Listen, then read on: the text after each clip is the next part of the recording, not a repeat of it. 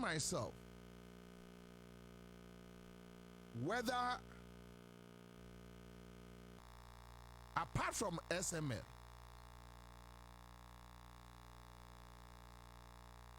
Kwame, I think we have various cases. We have those cases, right? Yeah. The buy. Pacho for you not two mame. You're not two mame. Never Manasa Azuri. A write up on OSP so that we can quickly digest something. Menche wo sa adwuma we hu. The OSP office through one guy called Samedako issue response.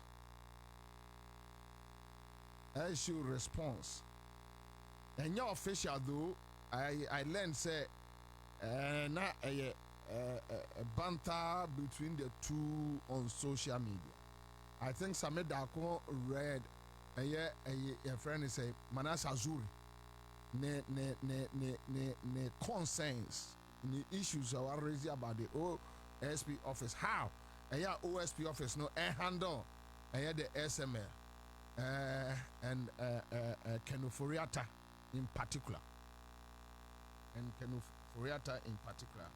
And I am say ma Sameda Konoso a call and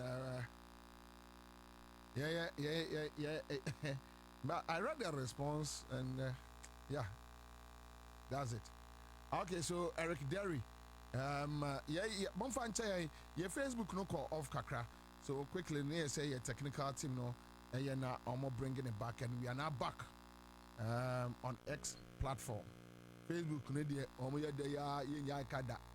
I say toothpaste to be a pep student, and then you can talk close up a pep student, talk to the end pep student, toothpaste to be a pep to Facebook, Canadian, and he said, you go swing. What my Mary says sound.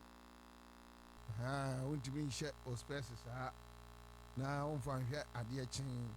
Okay, so we have Manasseh Azuri Awuni the Facebook write up on Facebook page right now. The reason why I'm there tosono and it's Sabaya Obia betimi a follow up. We know enya for discussions.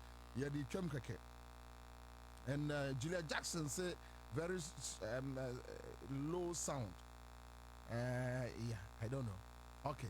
So my main choir Juma and Manasseh Azuri Awuni writes the OSP has not put Ken Oforiatta and Ernest Akori on stop list.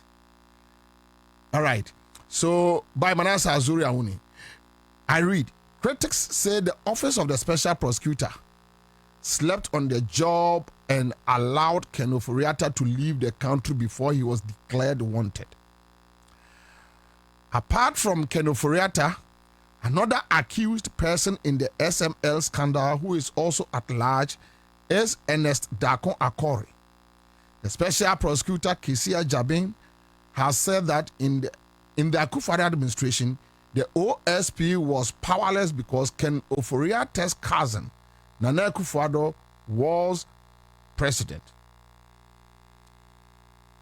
I have observed some misinformation concerning some of the topical issues. I want to put out facts to guide the public discourse.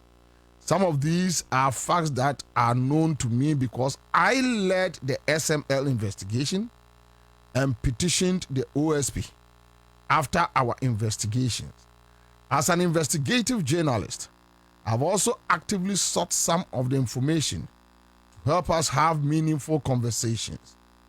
In the first of this series, I will address the issue of whether or not any attempt has ever been made to stop Ken Oforiatta and Ernest Akori from leaving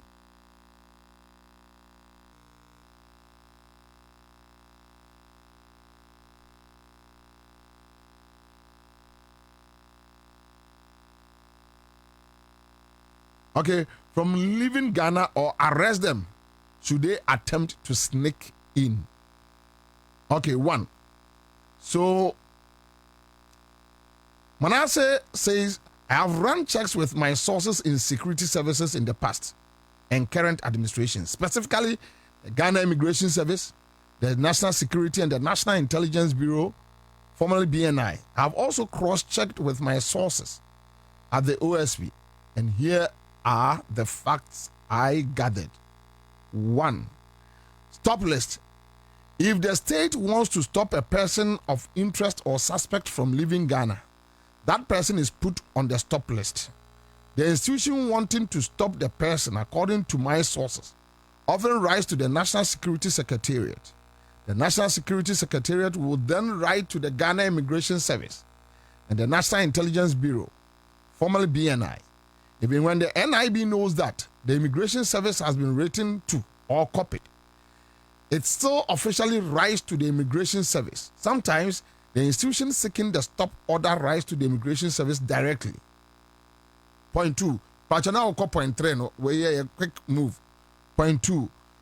If the suspect or person of interest attempts to leave the country or arrives from abroad, officers of the Ghana Immigration Service will stop the person and hand him or her over to the NIB until the institution that requested the stop order is called in.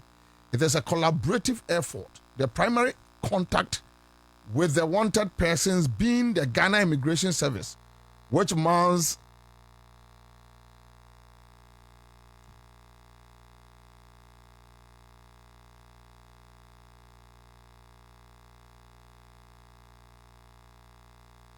anyway, so let me do the point 3. Don't worry your head. It's a month for a year, they can just follow up. Don't worry. So point 3. So was there a stop order to prevent Ken Ofori-Atta and Esther Corey from leaving the country? That's what Manasseh is asking. And point 4, in the previous administration, the OSP did not request that any of the security agencies or the Immigration Service put Ken Ofori-Atta and Esther Corey on the stop list. So offer a year points that Manasseh are raising in Anua. One Manasseh is trying to arrive and say, Ejuma OSP ni ye no wanya adwuma yi. Ken Ofori-Atta atimi adwane, that's okay. Ken Ofori-Atta atimi adwane afri Ghana. Ernest Akore also atimi adwane afri Ghana. And I think Ernest Akore there no just recently. It is a sandy power me and what me adwane afri Ghana. Ono Manasseh Azuri esusu say. And we're raising questions. You will stop list.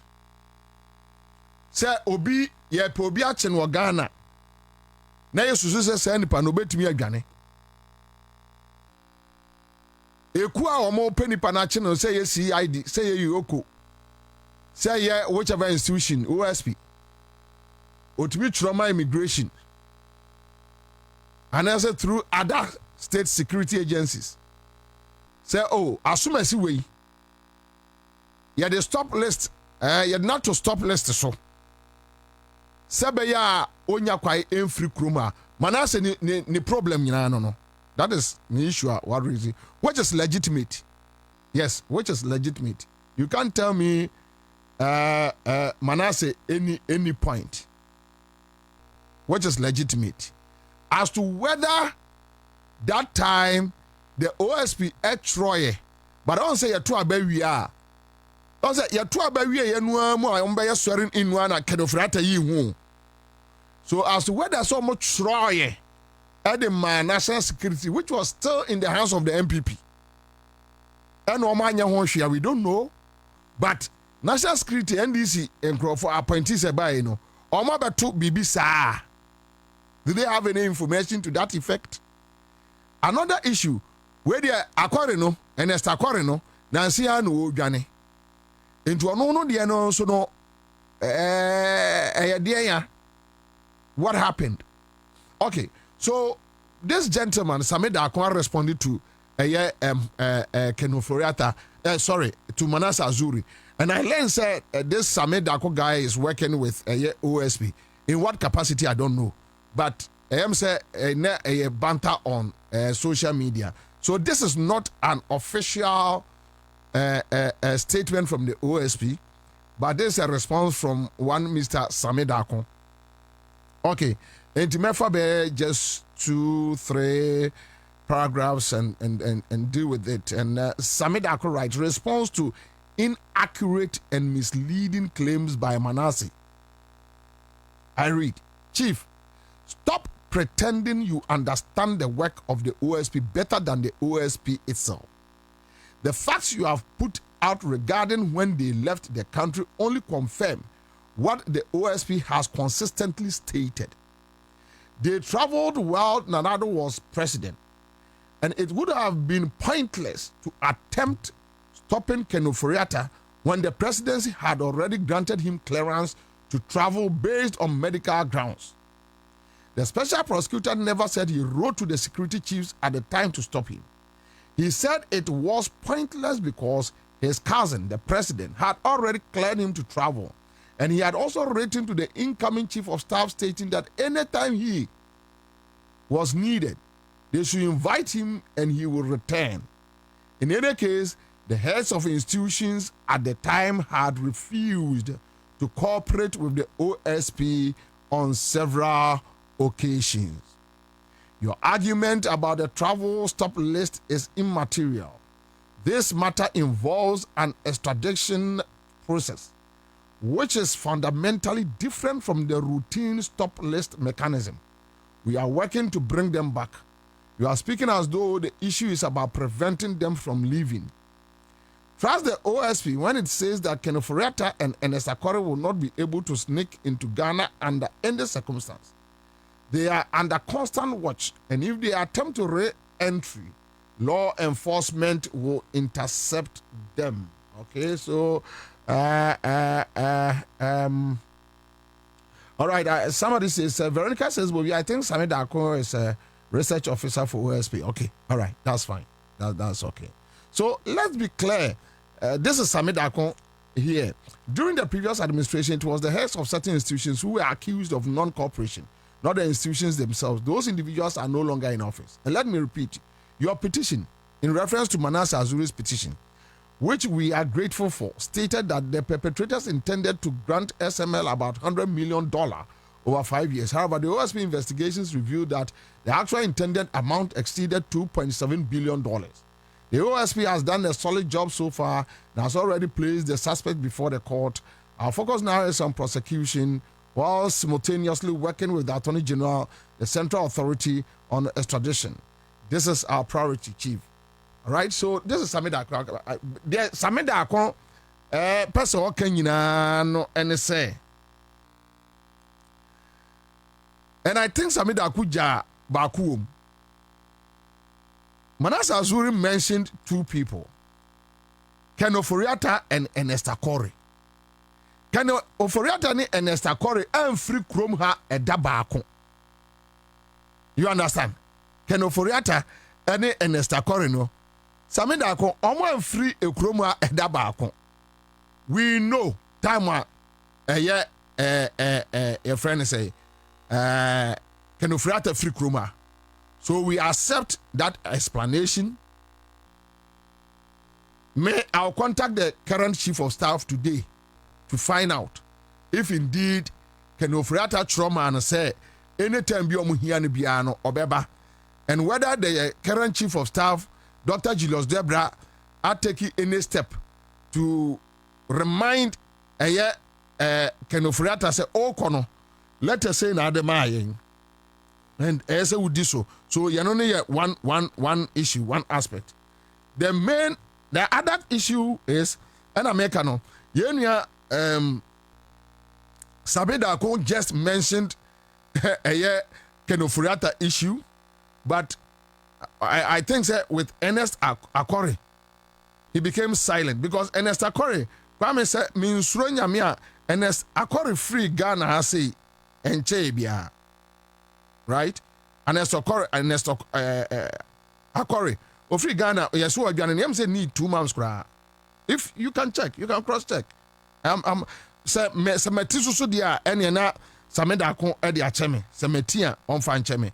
But we know that Ernest Akori free Ghana na NDC and a full control.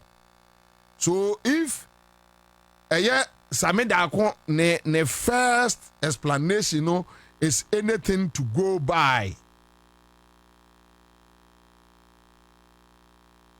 Eric Ompong says Sameda ko kase both uswa. Then it's a lie. And you both. Eric Ernest Akori just left this country. Probably just Google. Just I mean, am I young neighbor complaining say, then about kwenya kwejane.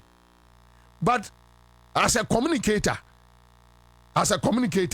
so what's it the Sameda ko Troy no? Semetiasie ya.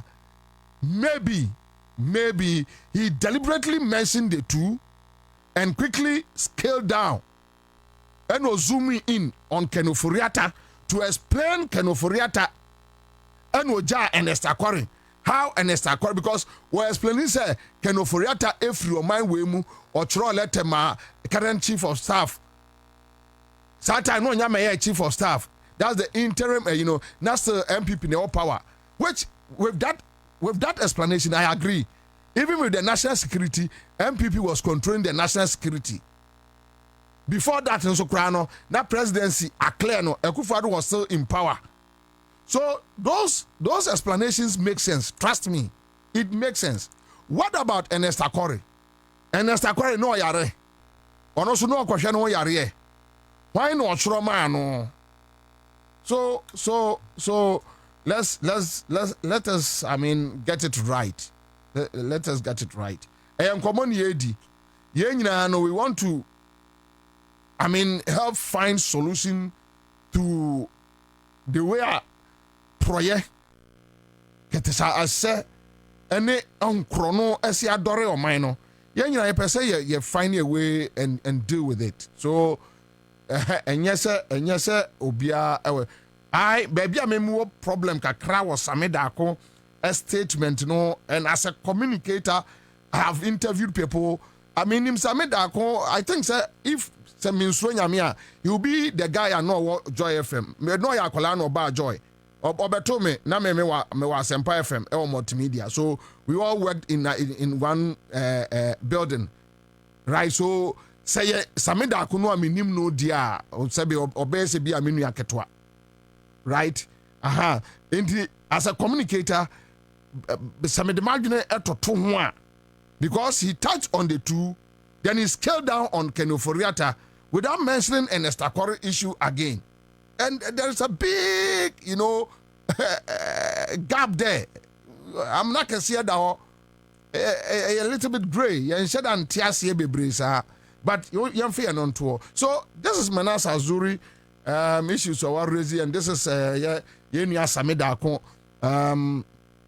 And so a counter response on Facebook.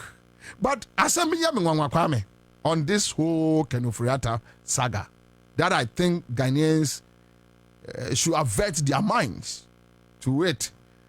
And some bakum yununa mebusa. Kwame, why Kenoforiata cases near so involved no? Why Pacho Fatu Amame? Now Kwame, cases near Yasi Kenoforiata ye involved no? Kwame, as a producer, why you Juma we yache? Kwame, and you want say only SML. Your friend say,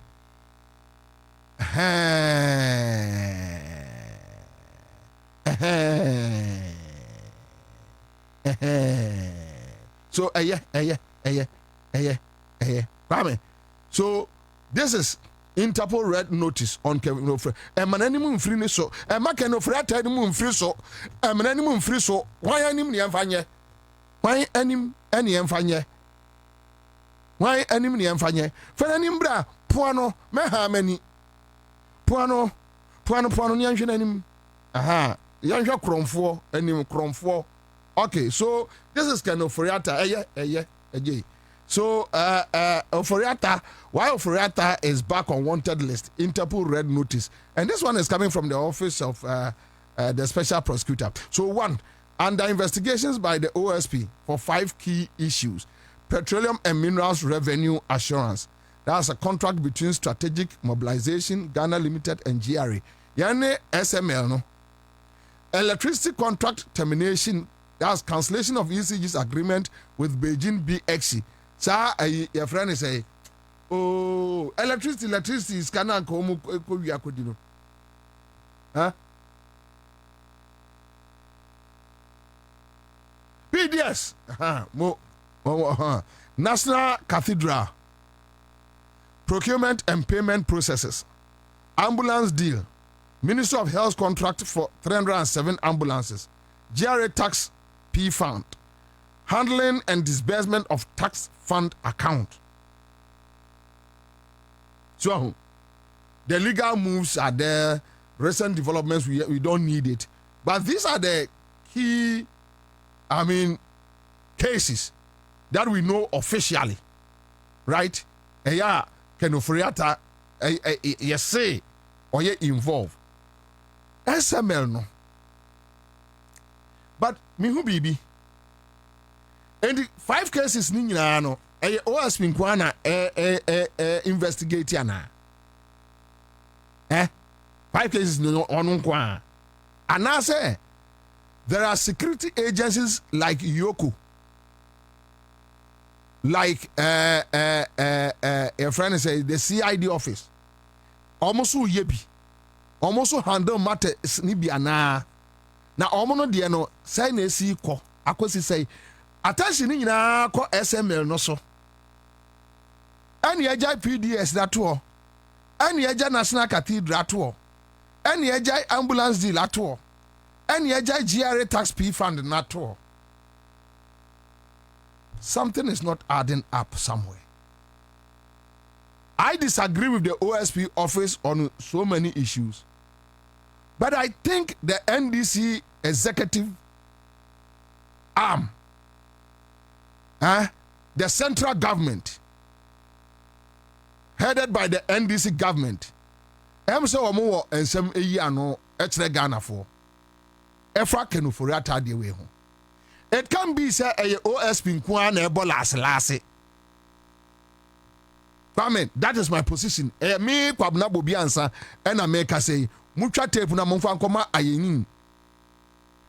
Any vice president, any president say me Bobie Ansah me consensus am reason no me ye Ghana ni. Me ye Ghana ni Ansah na me ba be NDC ni. Me ye Ghana ni Ansah na me ba Ghana ho asante beto Ghana egbefo beto Ghana enkranfo beto Ghana esrimfo beto Ghana ye beto Ghana. To me a Ghana ni first. Me that is how I look at things. Me share dia me no from Ghana first. And sana makwakwa share where I belong to. Me a Ghana ni first and sana me be NDC ni. So let me speak as a Ghanaian. Don't come and tell me that so and that. Me se kwame 5 charges. Me ntibi biase bibi hwehwemaso. 5 charges. 5 cases, no, sorry, 5 cases. 5 cases, no. SML nkwa na ase ye nyina ya dwene ko. SML nkwa na ye nyina ya triensa wo OSP so. 4 cases na ka no. Is it true, say, any state institutions, security institutions, maybe, almost so your investigations, akosi saying, ana kwame meboa. Ambulance yani yanka na nsanya na your friend say cathedral no na nsanya na ho asem PA1 and ase akoda and once me PA and say obi de call court right over a year funds sika a call a year cathedral mu whether say Parliament approve ye. Mensanka fu a friend saying judgment no ready ye. But enyumere obi so the judgment ni bebreme. Any petition no nipa kwan petition ye no. And the whole issue a woman say yɛne deɛ ayenin ɛbɛka sɛ AG Attorney General ɛbɛka kyerɛ say with parliamentary approval there is nothing wrong with the cathedral funds. Amanfo kasetia ayenin, which I think is unfair. It's unfair because Bami, the issue about the cathedral is not whether parliament approved the monies or not. One, Ghana for concern about a ESR project was it was needless, useless, waste of taxpayers' money. The Chatu Okrane say they used that cathedral to siphon money. You bet me approve sika of parliament. No be a trouble until we are.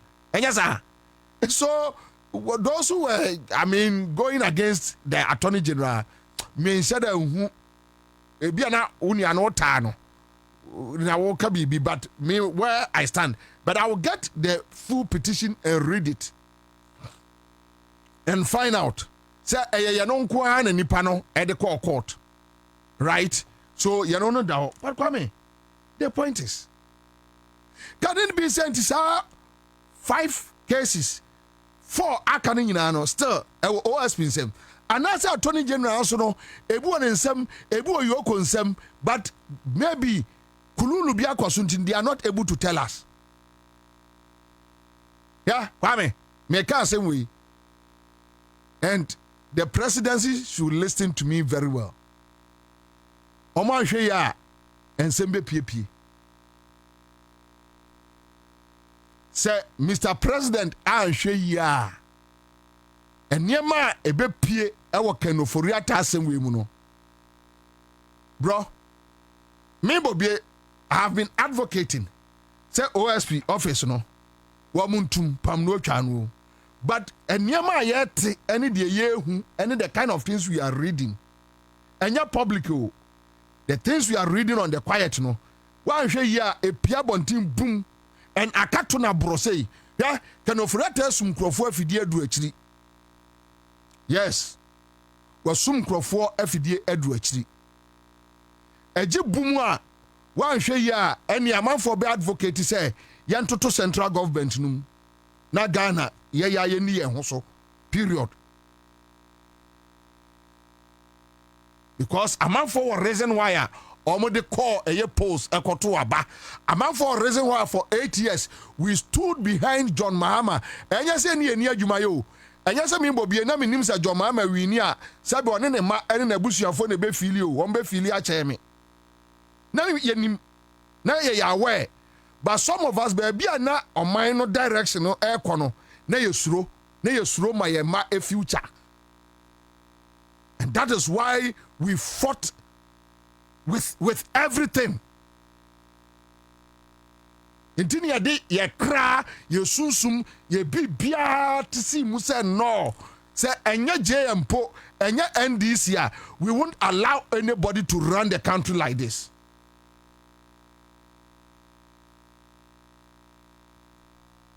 But for now ye benya abotre me question is say cases for aka no NDC aban betimi am my updates and answer nyina no eye ya no so ye OSP ntiem fanhye no say SML no ne ni abrewo because can for that issues no eye more than the SML identity SML no kwa na gina ho saa for that can he for na investigations no. Why are they not updating us? Why are they not saying anything? Eye here for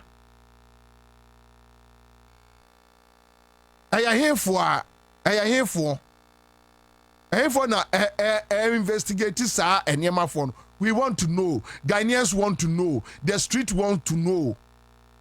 Ambulance case, PDS case, P-Fan case, me pamacho. Yes, Ramo. Here for now. Me makopia de biso, and I want to ask. Na yenua penny Attorney General Omwaye Kwame, from what we are hearing, the OSP are providing all the information. In fact, the OSP, there's a mistrust between the OSP office and the Attorney General office. Yes, there is a mistrust. As to why, I don't know. But the yet to say, OSP office no, one also what documents be, or one near maybe shishaw. A year one from AG office. Any other conversations, and a AG news or also who OSP no. But according to sources, no, not they were friends. Ya kwa se baako nim baako. Obia nim ni yonko. Ana is either say baako nim baako. Ana ase oya sro oya. Ana say oya hu oya. Ana say o sha baako nim baako. Baby ade na keka kono. Because Kwame efiri nra ya na yo. Amanfo na yo. Efiri nra amanfo na he. Nyame mpangu. Se eba so obi beso NDC abamu di ahwefom a me Bobie enyamea. But ebia na minim baabi ebefiri aba. Maka me ye Ghana ni first Ansah na me be NDC ni. Me ye Ghana ni first Ansah na me be NDC ni. I don't have any problem with yedim Bobie ba mumianka ya nuntumi. I don't have any problem. Ubu amani ya wasem Bobie dia mama ne ben bebre ya dabia no let's do what is right.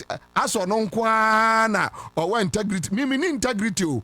Me wakwaya me faso di me boni. Ba me boni ya midi no mindi ntia state. Me ni integrity ba kokra.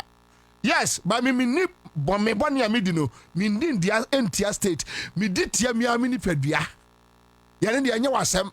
Mini pedua no enye state dia. Me boni ya midi no me di tia mi amini pedua. Emfa ho. But so who di boni tia state I have a problem. Madeso am de nam wiase nyina e ma Bobie nsia mama ne me ham de ma ne nyina chiri wan kakra sa asem nyina no. But en America no se obi be so ade no di ahwefom a ebia na anya me Kwabena na anya me so da awrade ma ne mpare me da na bia ne anim ba bia e befiri aba. Because and me must say and I think the Attorney General ono mining Kasabio yebesre no ono mining Kasabio. We want to understand, is it true say OSP the information na no so ope e wo ken ho no OSP no e the akoma no because OSP office ne say Attorney General say ohia investigative docket. When docket in the so OSP me aka esisu dia OSP so on fa ma ayeni ni ne emfa ma ne chana. I'm telling you. Obviously ayeni ni say ope full docket no investigations no omaye statement by statement no ana ope me mate say OSP na akodi nkomo baabi say onfa ma ayeni ni ne onfa ma ne chana. Bullet points a ewom no omo yiyimu e de ama no do ese ni ehia de ye adwuma no omo so omo de ama no right omo say omo de ama no. So this afternoon we just want to understand, is it true say ayenini eye agi ninsaka information ohia no afri OSP na kendo forata asem no oye ne because no says an insaka obetimi ednaba enya sa. And now the question is that, is it true say ninsaka Attorney General Saka ehfa ne adru because OSP office no omodi din komo baabi bebre baabi ombedi komo bia so yeto din ye hwe omo ekroma obi ni mobi o ekroma obi enim obi. And I think in this matter as you take strong interest in this matter na yanti asie ye na yɛnte aseɛ yie. It's so simple. And the question I hear Busano is so simple. And I like the way he says Kwabena, you say, what is the Attorney General's position of Ken Ofori-Atta on all the issues? Why are they silent? We have 5 issues. We have 5 issues. And that 5 issues, no, we are just talking about only 1. 4 akano, yanyane day. 4 no akano, yanyane day. 4 no akano, updates bay. 4 no akano, can we know, baby, I do on Ken Ofori-Atta? Me pacho. Masima metimi akano no menkasa ebiu on this matter. We will leave it, but enyama ebobo eba no OSP ni efili say as a Ghana for the woman say tretre no nko ano so, but enya no nko a amanfo bi ka ho within your friend is a government. I even heard they say OSP for no say sledge God for oil no nanka your friend is a Raymond Acha yoko for adwuma ena Raymond Acha anye ena OSP yeso mo ena eco ready no. That is what I'm hearing. And some no dorso. And some no dorso. And some businessmen have started recording. Enti mini Raymond Acha said they now so ye journalist now him recording no. Kai so obi nim recording chen. Montras na munim komoni yi. Moma ye nyina yanti issues na se pefe. Na ye moving on as a country. We have a reason why we stood for 8 years. Ya ye jina me John Mahama no ontua meka bosumi o. Ontua meka bosumi. Ena na me minim se me fiefo nyina ye MPP for NDC ma power emom nko appoint me fie nipa bia makase me busuani wom. Ena na me nim se asantefo nurse wo NDC mu enti omo mbenya positions na asantefo nurse no makobu akosere ni bibi na manya bi. But now I don't care about MPP because MPP is a criminal organization. But now me wo GDS giving the country back to John Mahama as a person and NDC, you're safe.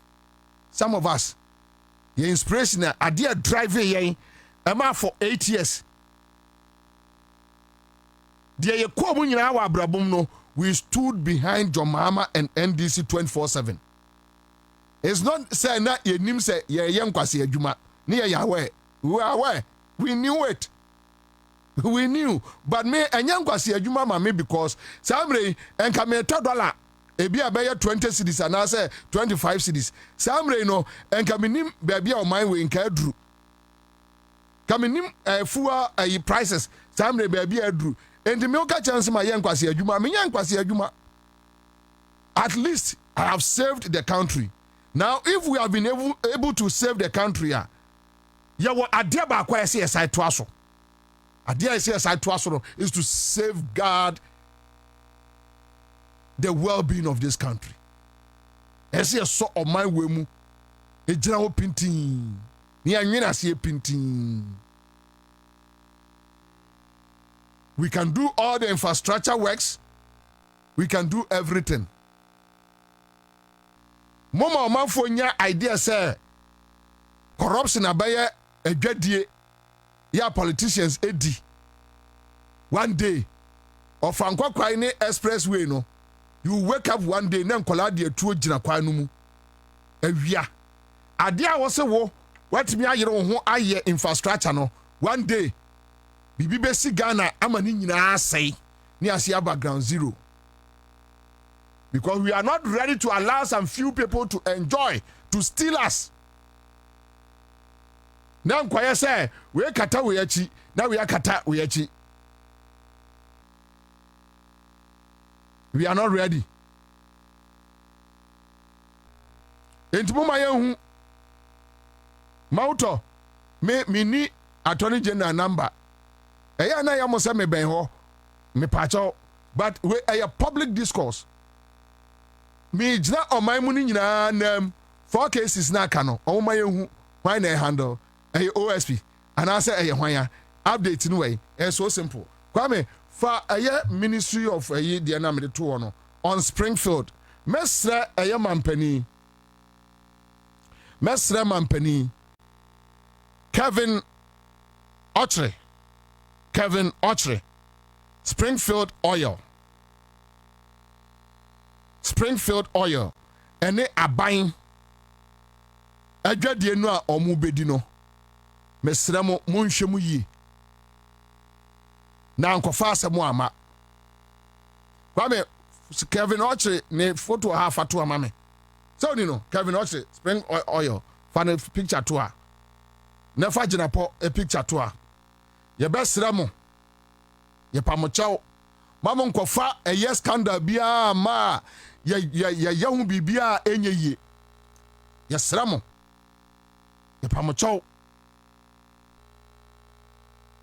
now Ghana for Springfield oil no eye obi a ye friend Kevin Ochre eye o mampani kufo faase ni office wodwulu ha ona na nse mote ya ye say Dubai authorities echi no any munsem bebre ho no enye me masem me ho no Bobie Ansah enye me masem.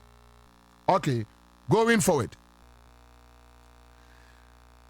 Abrantie ewo eye oil field on friend keep something Kwame fa to sontem now according to sources no.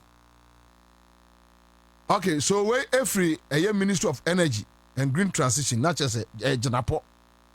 Okay. According to background information, this guy Kevin Ochre, one on West Cape 3 Point Block 2, and I think say almost or apply it in 2012. 2015 2016 and an Ansah almost industry no air catcher say this guy for almost 9 years now and to me anya she ewo sa oil block no Tio Kwame this Kevin Ochre guy that is what we are hearing from industry players no. Now, this guy through energy ministry now Janapo issue statement catch that say Ghana buying interested was half field in the Muntino almost say aqua to every abranti in him. Meanwhile, what we are hearing is that Sir Oje block no nas went me anya hu adwuma for some years here, you return it back to the state.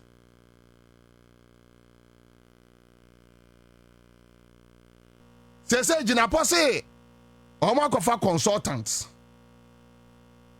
any whatever, transactional advisors, Omo any Kevin Ochre no be trase.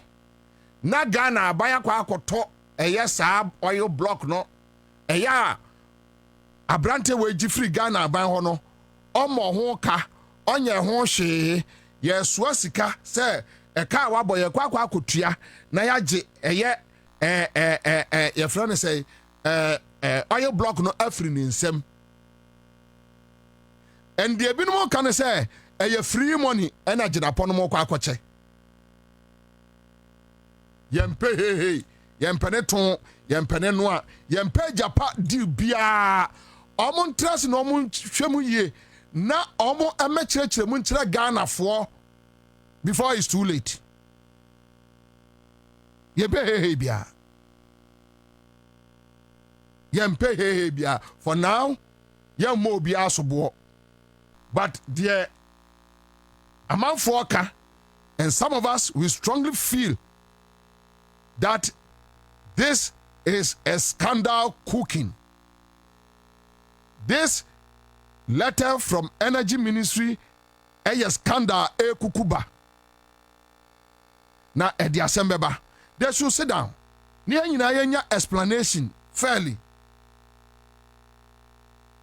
But industry players ni gidi say your friend say Kevin Ochre energy na ponom and a person kabom a short change Ghana. We don't want to believe it. All that we want near simple. Jinapo mumra bonti munchire fine. Se Ghana for nyina we don't have any problem. Ghana for enya obi an feedi Ghana for me Bobie me kwato madua na me dia me nkofra Ghana for nyina say obia sori a obia feedi ono ano. But adia dia and we need to protect it. This is the Kevin Ochre guy. President Kufuor Fasino. I have dealt with him twice. But I'm not ready to talk about it. Because it's too personal. But I think say Yeni Ajinapo, Minister Yebesreno. Why ya dear with doom so? Why ya dear pa Mama bibia me for natare. Said ye bona basu odum so no. The same thing ye between aboso. I was at Springfield we ho. Containers na sem no ye ma ho. Enye se bia ye refi, ye remfi. But we know the time I be strike. Ye remfi ye. But then America no, Jinapo has done so much for Ghana when it comes to doom so. You can hate him. You can love him, whatever. You can't take that credit from this young gentleman. You know, so entre say, onkwa na ya ayi brantefo ewa Ghana usisi morning. Inti yenyao na efo tikwa wura osutru mu. You know the yantiase. Our position is that there's anyama ye who free Springfield ni mu no enya de papa. We may be wrong because yasu nipa. Mind you, enya se Bobie tia no de Bobie hu bia na ye correct. Ene na che se me so mo abodam kakra. Ye call ne say they should explain further. We need transparency. Simple. We musa de bia din bia. Obi ama obi akromfo. Ye nya ndru ho. Ye keka kwa hodie. Ye keka kwa hodie. Ene mini GMPC 42 ena akasa today. Just today. Ochina we are going to meet some oil moguls white be. We need further explanation. Ye nsaka ni nyina awia. Ye va komo obi a. So obi a obi a so obi anya adwuma. We are coming to public straight any Nani Ghana for because you see, we went to the people. I don't mean can't say me say me Bobie and some Kobi. Ebia sata na wonu abusua for moada. Ya de anim konkrofo ko catch them say we will give you transparency. Enya afi na ye ba ba kokwasa. On the Springfield, thank you Kwame. Maybe Kwame me bo me last one afriwo. We dey tinitew. Ema me na me da kosore ya. Kwame say, yeah, man for buafu. Yeah.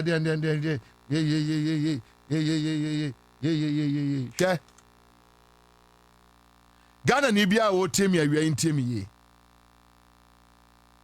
Ghana ni bia ntemi ye.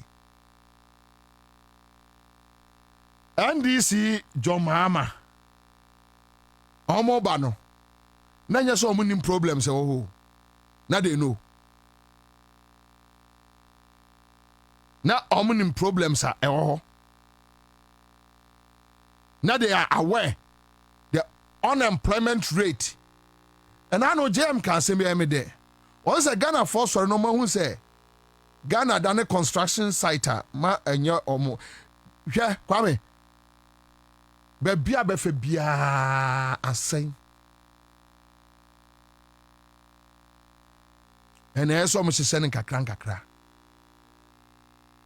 Many problems say Ghana near because Ghana for no, yes, so Nkrofobi graduate nurses, graduate teachers, omo call demonstration say omo per juma unemployed omo per juma you sabita frache what radio so na didi sa for na tema na onim nyansa wonim nyansa because akola no abre and wako school right e dia bedru ba bia wadru no oya Ghana ni o deserve so obusa adwuma and NDC government appreciate it. The president and his team, they appreciate it. And they are working on it. Enti enya sabi wamo kasi eni adwuma o na sem ene ha me bubie. Na kwame ye ka na enkrofo bi so ho na enkrofo bi amobrafo bi akromfo bi a sankanya se eye democracy mu ne wa enke binum ke du numa duonu enka yamse ko ne ya ka na omo ka bi ya ka hwase ya ka unemployment asema na MPP no obi tise na nabi aka ne ko ayirum seta momfa chami awie mpanimfo amotie me I'm so sorry but this foolish boy MPP national organizer this stupid boy ya ka unemployment anu o ka bi ya ka na kodu ya ka bi ya ka na MPP communicator 8 years wanya adwuma anya da na ono na o ka bi 8 years so na onya adwuma omo committee na omo ko say aye na mo amfa ya adwuma na afwa enka wo ban 8 years ko afu adwuma na kwa me hwe Bome kwa me de enkra na me mo ni nyina de dodo kenke part no nyan oh okay mame agric ministry debi bome yi levi time Ghana fo ehia adwuma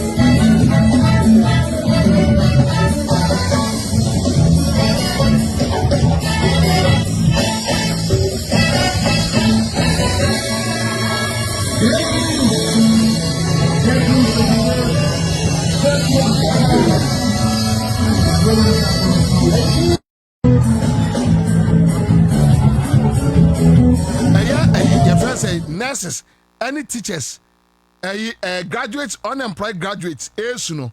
Now the omudi sike no omudi sike to EV, party, MPP.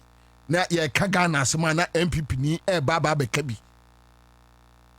NDC aban ni abre ene unemployed for kasa hwe kwaya ye do oman ne befa so a na MPP ni anusini no akwa enkwan ni bi ahwe. Kwa me fa me kɔ National Cathedral. Yes, almost say,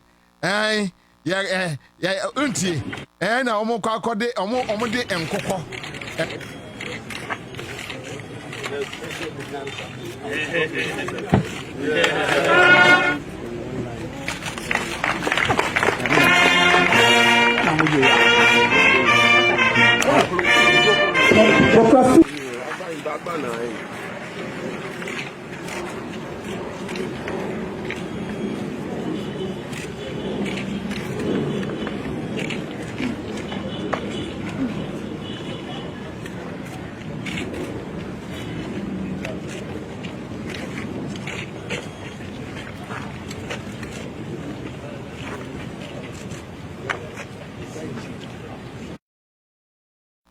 Wait ati radio so catch na wo say na nkukɔ so apo ye important nkukɔ hwase wo important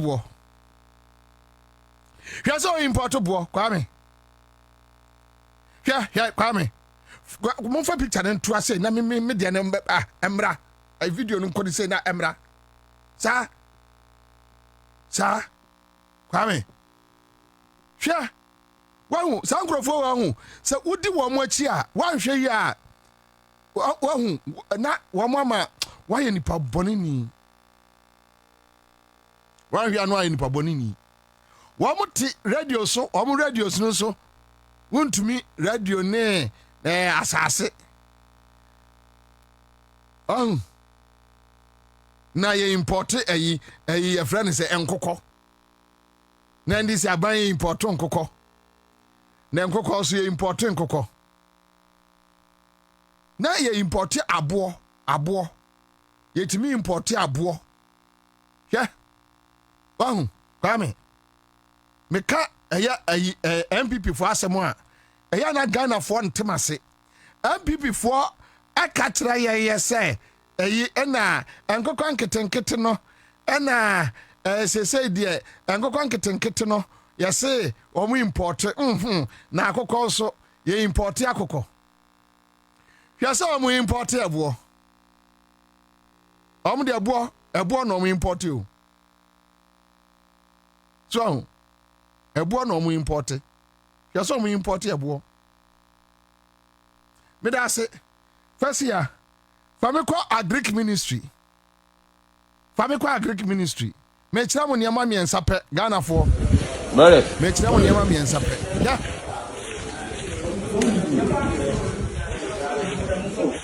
Oh, come to food day yo. The former any emema AC asikan competition. Ene MPP for catch say mon fan tun chense. When so or the 2 hours and no year free was or the 2 who they were space no na abai no share space munye space no na just of fin ani I see a technician back we obai that okoba what fin ani sa what the 47 and ya say kwa did any yeah wait Agric Ministry new Agric Ministry in you Wenum Emre 8 years MPP 8 years Ediema boye di ha ma afa de no mo ne market women competition why na ne niema bo efo ama afa de Agric Ministry no mo so ton aduane eya ema wo mo odwom makola kwase adwaso malamata na omo no omo competition abanya wone market women competition Ekufuado MPP na wo no gira ho Accra100 ayedzen sa kwa no na pantan se ayi afra ne se sohori no takrade MP no na pantan as ye na ayi David Samson as ye Samson de donkey jaw ekum Philistines 1000 as a donkey jaw no as one na pantan as a donkey jaw no a or ayi Samson efa ye de kum ayi no na ayi ya frane say wamo na se de na mara bora yazin na jane na bora na yazin na ayi dokun ant kakraba wata krade manene station wano anu frane de ant akose ane bora na yazin na ant amara dokun na bora na yazin na ant abra ba de bora ayadin nkwasi akeka na omo beka so oboa nyamfia no nto nche Kwame obi a wono oton aduane ewo ministries ekroma ahotira ba ama ye ton aduane ewo eye Agric Ministry ene omo no nya no kasa ene omo no nya no kasa say ebro boto 500 and so dokro 700 dokro no bola ayezin and I mo na me koto emo ni siu ne boadi mpo na afa krambo de Kwame ontie si kube asif se kube no yetoto materials na de kube and amba ne boaye den obi akoti ne kube efri ewuram aso ade aba no so beto no 10 cedis aban dua kube Now I aquano me de me hu ni din da o ni din di say sa takrade me hu ni din da by so hu nanim me de ya me hu ni din da kono ne bro na yesin na eko ayi takrade sek ante kakraba no hol ne da kono no bro ayesin na kenkel ne bo ayesin ne bo ayesin ya obi asuma Nebul Ayazen, Obi Asuma. Nebul Ayazen, no, Obi Abusa Bibia.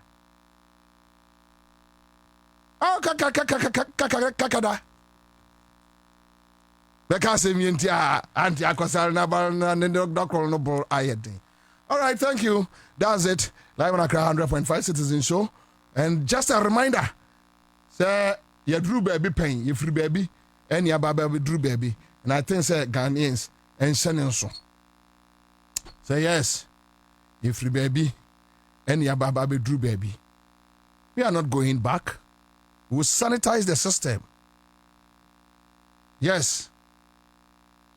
Yen Trawa say NDC, you're wronger, and you're wrong, no be out here. Nobody will sit down and watch. What do you think about me, Bobie Ansah? I don't care. I've been like this from day one. Nyamin gumenu ase common name da. Ube didi medidi, ube umewu. Atemu da wo twa ye nyina. Na de Awurade Nyankopon ese yemra asase su beye no. Yana na meye. It's so simple. Damn the consequences, I don't care. Ese yambra asasi zubeye no. Yana na meye. It's so simple.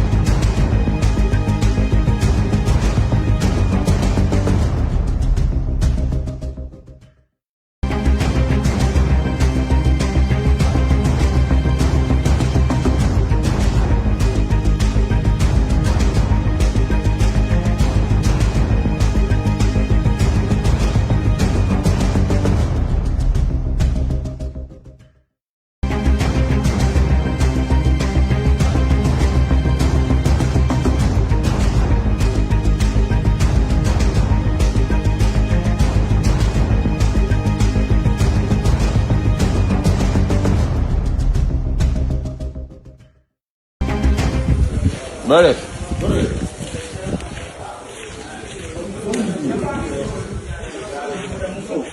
Oh, come to food day, yo.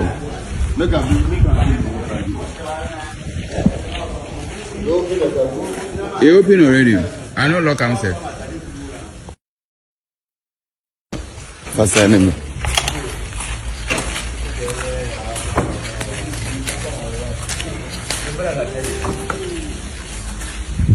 You are not their enemy. Mayor. Good. Okay.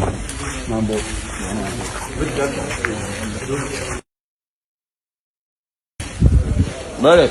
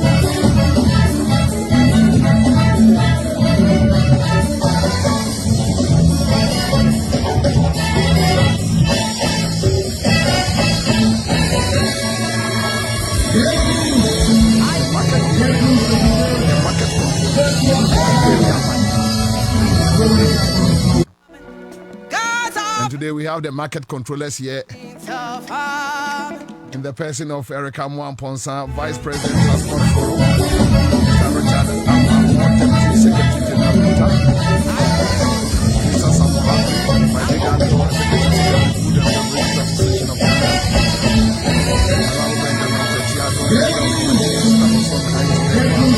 Association of Ghana. All right, so that's it. Bobie, Ansah, the old soldier, the old lion, the last man standing, Commander Boham. This is the conversation.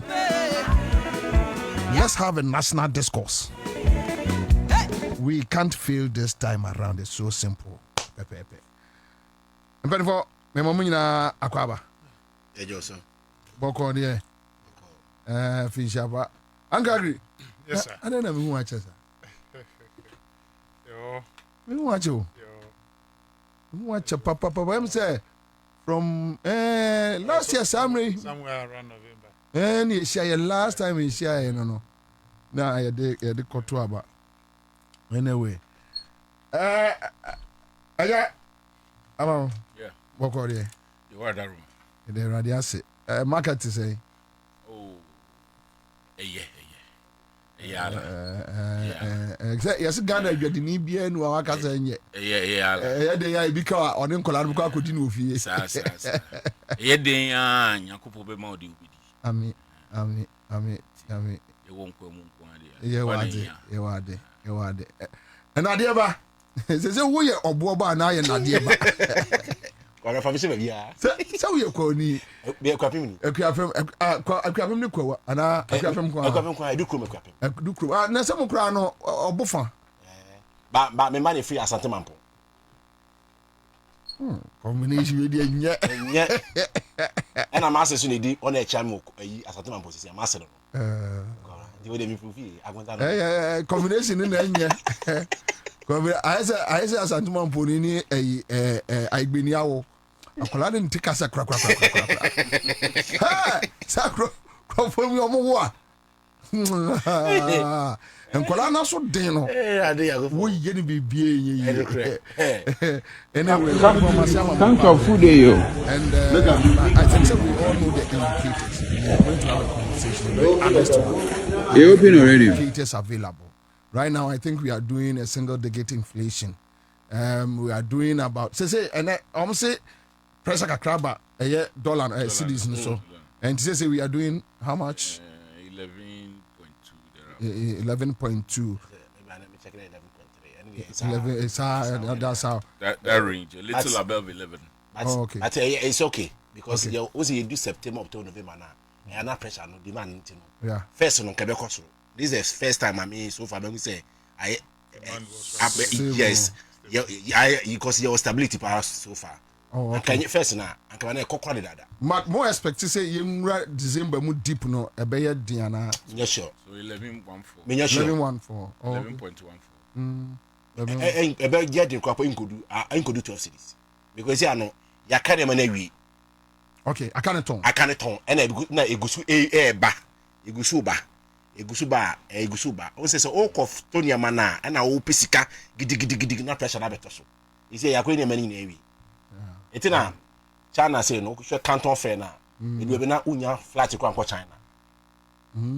Flat in our side. That was, I think, last month or last month. But on the China super call holidays. January. It's near money, dear, won't pay service.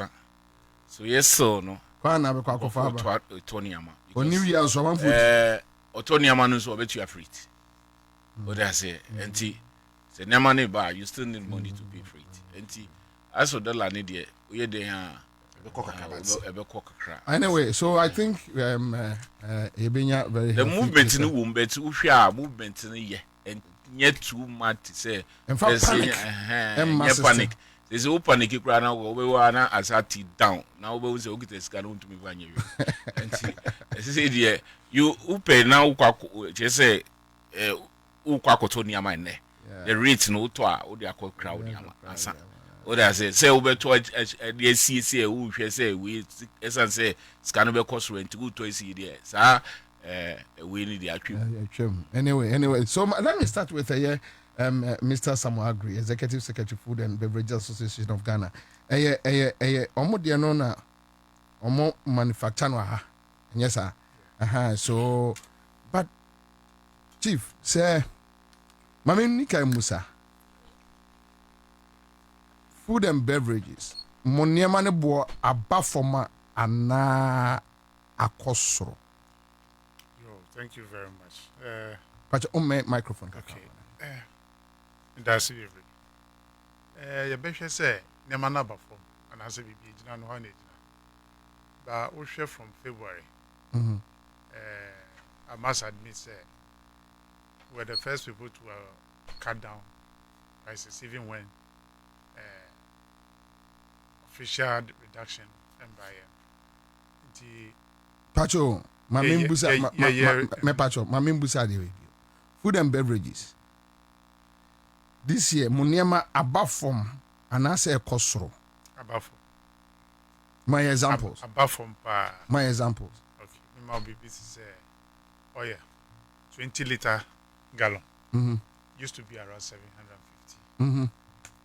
650 is 700. In the Oko market, I'll be near we are lucky at 280, 300, 350. If I know all you microphone. And now Ubenian, sir. The price no share above from pa. BBT same one, Calbeton 180. Rice. Yeah. Alberton 250, 300. It be 450. In the Oko, the highest of being Accra is around 450 and 480. And one and Calbeton around 700. Okay. So then. Okay. And now we should be beat is other staples. If I know wheat needs any manner, the bonus above from Kakra. Flour, account above from sugar, or above from sugar. We are lucky Kwabena before 100 cities are better per bag. Per bag. What about beans? Beans no. And no Bibrina locally produced. And if you see a friend is from Mali, and I be from Burkina and areas na Eban. Nti no say no price no ayana was look reduction in share them proper reduction. I didn't know about with other. And no say no, won't say no in large quantities. So into no kakra na beba na besan. Then we have to rely on the one that is coming across the borders. So on there because into me in proper storage. And ma into me and carry on. Say ebeko enima aka say yewo more betumi aton no china. Ti eba na say aton na san. Bibi ti say nkatie. And so eba na say san na san. E say ehwe na free amano neighbor no across the borders. But bibi ti say ebro say we share price and the farmers na gaza be catch us more price ye dey ma mo say omonton a bag of 450 so before nka benya no around 800 700 if you cry 1,500 if you turn sa ebo no but we share bibi ti say bro I be process e dey akọ mbori akoye dok anka wo ko market say ohun say ebro ne bo na aba form na nka dok no so bo no eba form say koye ko do be 7 cities ebi 5 cities e na ho gina wa sa komo no e na e ho na me ba so ade no nti wo hwe the cost of inflation and no be beka say aden nema bo aba form inflation aba form aba single digit ye kwa kudu around 5% you do on one car at least baby you do na so nka wo hu reflection no e wo cost of purchase so ade no but nema makan nyina no bebre na imported and local reference and production and that is where the problem is. Nti no wobɛhwɛ nneɛma free farm gate ɛba na wobɛka sɛ adɛn na ɛburo yɛdi a yɛtɔn wɔ kurom a yɛne bɔ no ɛwɔ soro. Wohwɛ biribi te sɛ mo local rice ne bɔ no and imported almost the same. I didn't know local rice ne bɔ no ɛmba fam. Ɛsiane sɛ the way I market here then na the trend they follow concerning the prices are in how compare imported one or because imported one about from and they say local one about from but in these indicators are in pricing our local produce very very high omono yenhwe say see the above from they say no so above Why?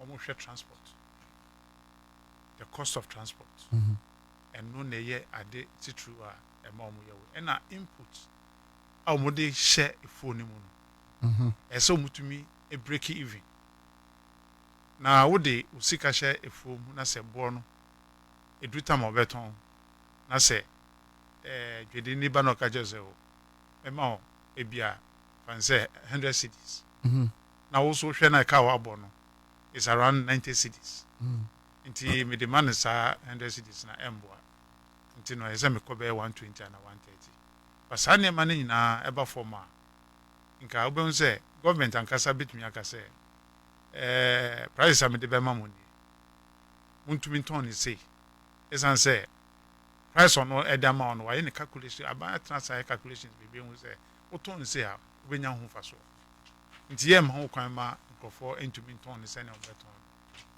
so and I need now switch na say you need price control. But eba ne form ne ma dia.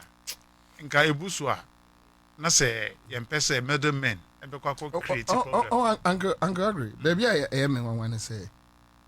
So you use indicators. Emma ye local produce. And one aseng ye kofa aduane ba. Yeah. Eboa omoje. And now for young fans say 1 year, we are doing a little bit lower fuel prices. Semi-intra. Okay. You know, one indicator. Me ordinary guy, maybe say, I didn't know any. I buy I didn't know Emma fuel, bo air from. Na car says so air charge it higher. Why? If that is the situation, another indicator, ebia enema ye ebo efu eyo. Now government is giving out free fertilizer, which I think I'm right. Yeah, I'm not lying. 100%. Right. Okay, so so the question is, if I buy Emma free fertilizer, Emma and Obaye bar, why is it that still almost air ton a year and Obaye aboarding? At least as a layman, I'll ask these questions. Nti wo hwe the space of 10 months. You were November. Yes. Until the Mefan said 10 months. A year time about we by 11, no, they order for 1 month in the chair. 10 months. Into be a year harvest beyond between February, ABC, August, and now October, and harvest our age na single harvest our and your double. So hard then. Into a bit difficult. Efa niama bi ho nti wo hwe omo wo ka transport eba no nka emri ya nkomotumi aha yes I harvest wo be hwe say aban input or the ma wo e say to me reflect in the pricing but it will not reflect because at the time aban will take you over no dem be bre ho no mo a wentumi anya ma kwai for no so ha de no afiance on the niama tutu ekwan ya sa niama no you bet me in the next friends harvest. And no chin and do a mono, Omuka just I'm more advanced into minto. But what goes into it? Processing. And at the middlemen, I am from aggregators. So Omukoto. A koto, Ebeton. So I then. Omu. Senye greediness of friends pricing factor. Or no alcohol then about just from farm gate to the market. Utumi boka. Intino. on Bokasa. Into no profit crop no is about 10 times the farm gate price. I see. So I don't know because of BBT settlement to the bar. Oh, farmer who say oh produce what tomatoes. It looks so fresh. Within 2 days, 3 days, 4 days. Tomato never better. No, this side never better tomatoes. The cost of movement from the farm gate to the market. Obedru no na nema ni bi start say nti afio no behwe ne pricing factor no ontumi nhwe na onto nema ne ngu so to me increase the price na fi otumi recover at least say nye profit in kra ni investment no be no nti sometimes we could do more won say yes tomatoes ebu so nkofo e ton tomatoes no be ka just say embu ye omo na determine prices no how it's supposed to go But sana say and I make us a years gone by. Nkrofo enim se na ye obi bi se food distribution centers. And no aban na koto eduane from farmgate. Until the farmers price are guaranteed. Obana settlements no osemema 200. Sa 200 no ono farmer no nim say a guaranteed price. Obeto aban be transportation dia ba e dia be see market na. On face on we profit. At least or recover the cost or the money they buy. I buy in Boka. So Boka crap na bit me a year a little over. Under. Nagari. Now what on there no? Wana or more equia aggregators. One be ya by you for you. No one at the market. There be own say government has set up an agency. Say BBT say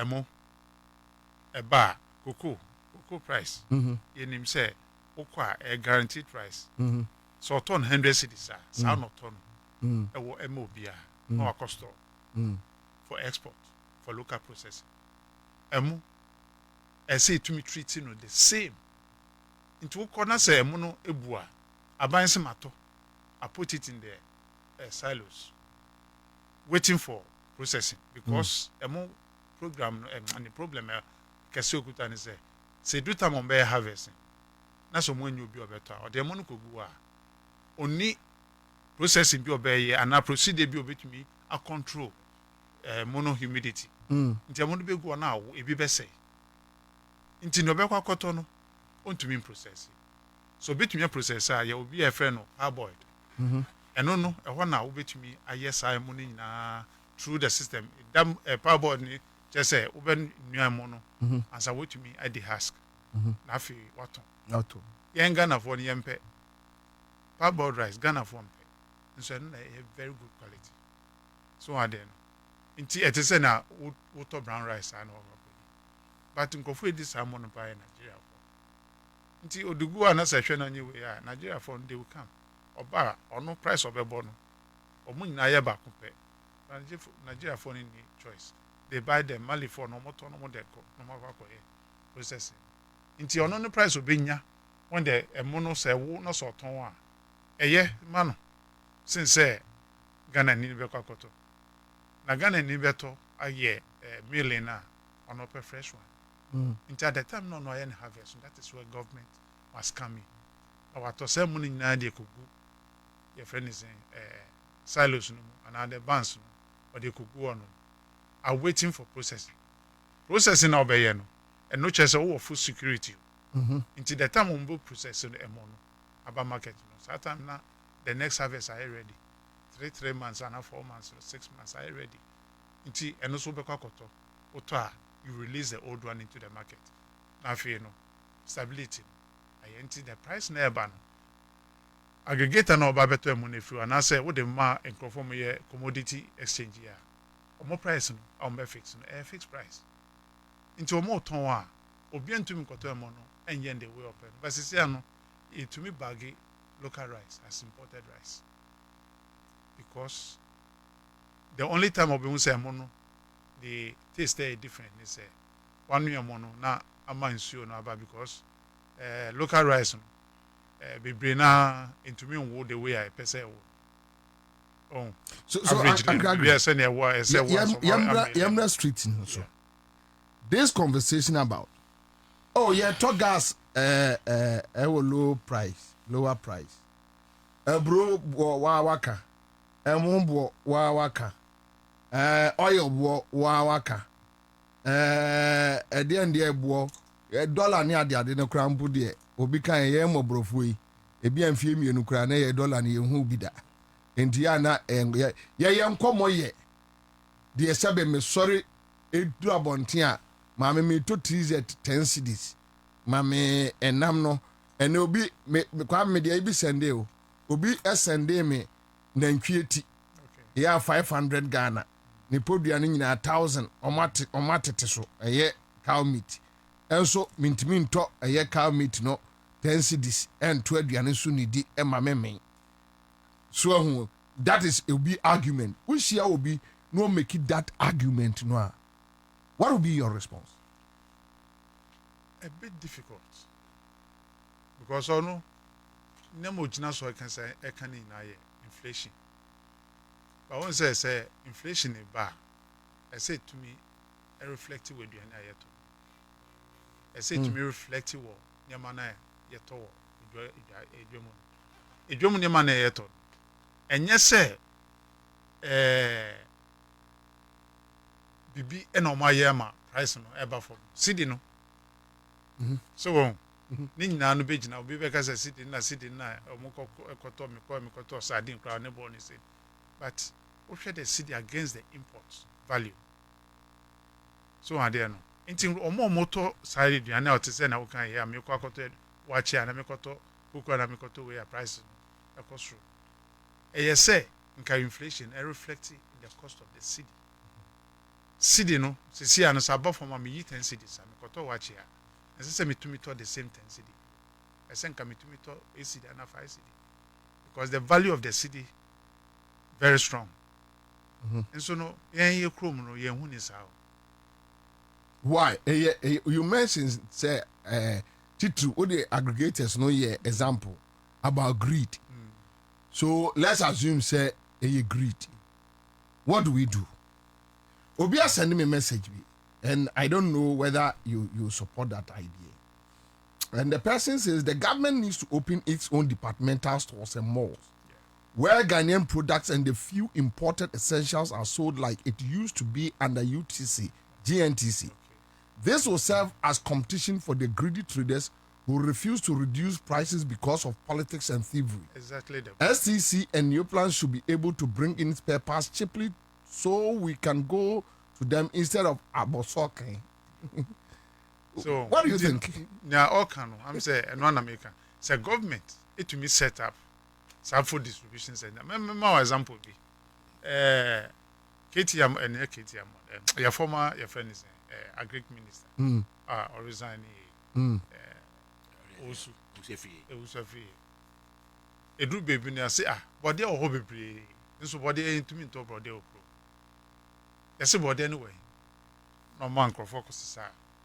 Body at the farm gate no the big minister of agric and on cheap. Obi akoto obi. So are there no one day wonder. As to how government did it, it's up to them. But enana me can say, yeah. Say farmer no there should be a guaranteed price for them. At least me first one a year. Inti bet me aton. No bet me aton. You don't wait for the aggregators to come in. Government and Kasa and shall say bet me atobi. Then it becomes a competition between the friends and government buyers. And because government buy autonomy man body or the bar, Abu Groshia, Kanisha. Ashama, anywhere or set up baby, a government you can walk in and buy. It is a meme cofa aggregator and as a middleman cofa, but they are not the bar. That's on no ton 200 cities. Now call government store no better on 180 and 150. I better go there and buy. Until no known to me beton 200 be more. I feel about beton or more the real value of the product. Or better super as seen your government at home. So are there no because competition ebe key. But sisi ano harvest bi omo ye bi ano omo ja e man krofo na kasa determine the price that they have to buy or sell. So that's where the problem is coming That's where from. the problem is. Because So meaning you can't use inflation single digit to control it. You can't use a CD appreciation to control it. if we want to control it, that is how we must go. We must have a constant a buyer. Now buyer no and yet the private person. I buy no better. Me kwa buying your friends saying facility. You say na here ton.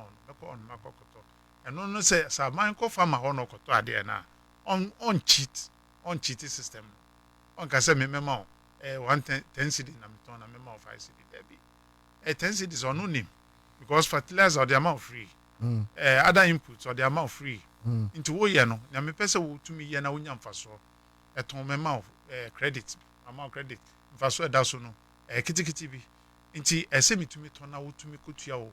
Say ska no kofa no ko je no abosia mfaso da so no tumi ye but me masa ma de bia me kan say hwe farmer eco facilities so ko diska say 0%. It's say ye krom ha no about 90% of farming the friends input in here rain fed. Nti sensu na nto na say anye yi a Asema ba oboka nti no oboka no obeden we tua saka nti no ese etumi hwe sa na mani nyina na afi ye ma farmer ukwakoye farming na ma eya akono se me kwakoye bi ukwakoye no den na obeye wakohu okosua enya nimde se me ye we ya we na meye untumi enkonkodua ebro o bibia odua bayira ebeba anami kodua bayira o bibia ebro awokodua wo nsembo ba ne nema wo no nti no unya sa nimde na ukoye farming na wonim se ochena I'll be your friend is saying, Menyam home for so. yeah. So on. Na what they ban Obeka say na 24-hour economy I can the hallmark is food processing, agro processing. Agro processing, the best say in Nama Benny do a bit me a process. Almost everything. Okro, you bit me I am wage garden eggs, a bit me I am wage. That's a bit preserving. Now a bit me a preserve. Processing. Ewo mu miasa ebi ni say obekan canning ebi so obeye dehydration ebi wo so a obe exporting fresh intino say ye hwe dehydration and no preserve wa it goes for more than 3-4 years sa nema na wa dehydrate sa net here and na obe process wa kan mo no so ebi correct to me for a year and a half and also no betumi I export. These are the areas that we need to look at. Inti yeka say ye be ye agro processing na say nya guaranteed friends and raw materials e betumi use so no bibia ye be produce bia e betumi process it. Okay, so Francis Ajiguya says, Bobie, let us look at this at things this way. We have never experienced downward trend of these things this way for a long time, and because of that, Ghanaians are finding it very difficult to adjust to the current trend, and that's another thing. I think, say, as a over the weekend, someone launched some processing. I think, say, a meat processing factory. Many flashy will be so much. Just check ma'am here. My member Ora Eric Amo Akwaba. Na men call Uncle Amamoso. Amamo. So we have free beverages. Guta. Me Shadabusa Uncle agree. A very straight question. Guta. Enyema Moncroft for Eton. Yateteso.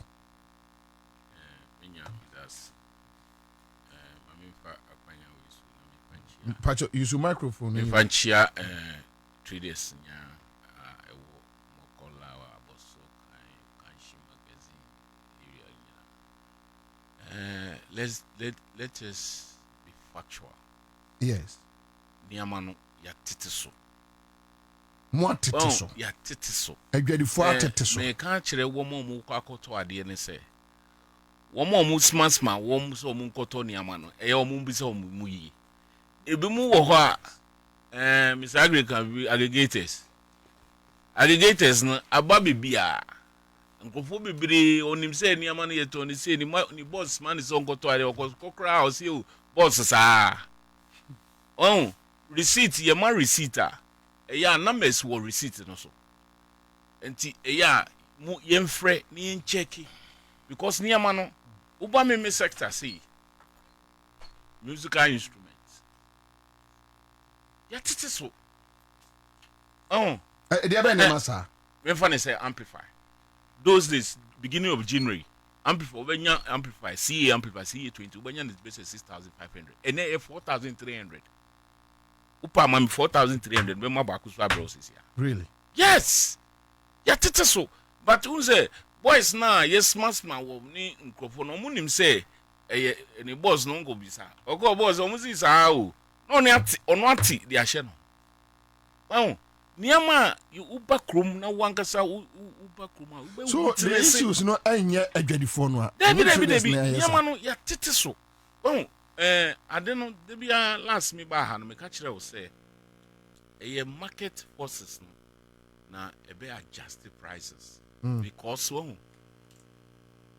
me di bia ba me fa say January 14.7 dollar rate within the next month no dollar number from obisu di biaba obeye ni costing obeye ni pricing ni nyina oye wie a ni de no ebeba form a chain me a made buy a emra dollar na ye 14.7 enti no se me say me twen no no aton ni de awie ansa na mate so ato obetra wo de no ho uti wa na wasan di bi ma ba because unnim ni size of the capital and market no so enye nko se phone say ya enye nko na wuton obi so ton bi and na customer no so right say obey window shopping enti ofi ha no akobisa ofri ha no akobisa enti bebi a na sika no beso no why den price no enti se wo niama wo ho na ebia me wo niama me product bi wo ha made ba November last year enu nkyere say meye we because say no se mete so se me say mente so obi di bi abase omu Sunday bi abase ya wate so enti se me say mente so na me anton na makof mansa akofe bi aba metra ho ade no beye wo ha beye outdated eniama di so abi wo ho a to ade say me say ya o use ebedu baby and another fixture aba enti na mix away outmoded enti you'll be forced to what to sell enti say obi kan kire say oh you see we enti so omuba ebi mo a oba na yate so kura onim say ni master on bisa o no tie hye o yes hard me kama kire and last me person me kan bo so kan hu ansem but ye hye any transport for hye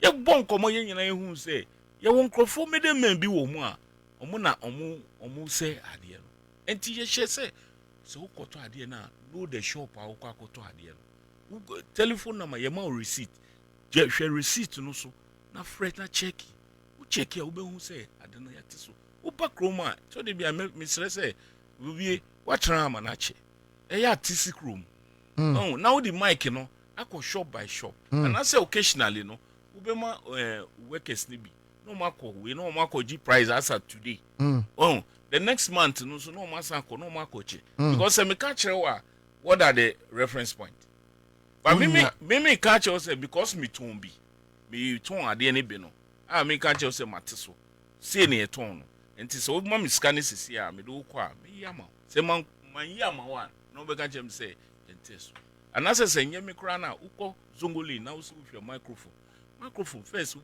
do had cord mic 300 anyway and then 150 really yes and yes me obi see you would they use 150 mama me delivery amount is here cord microphone o dey say ahuma dey ahuma share Matthias enti your types so enti say obi can say niama na yente so I don't know maybe the rate and I say marginal pese omuhu see ka 50 January dollar rate is 14.7 and then aba say 11.2.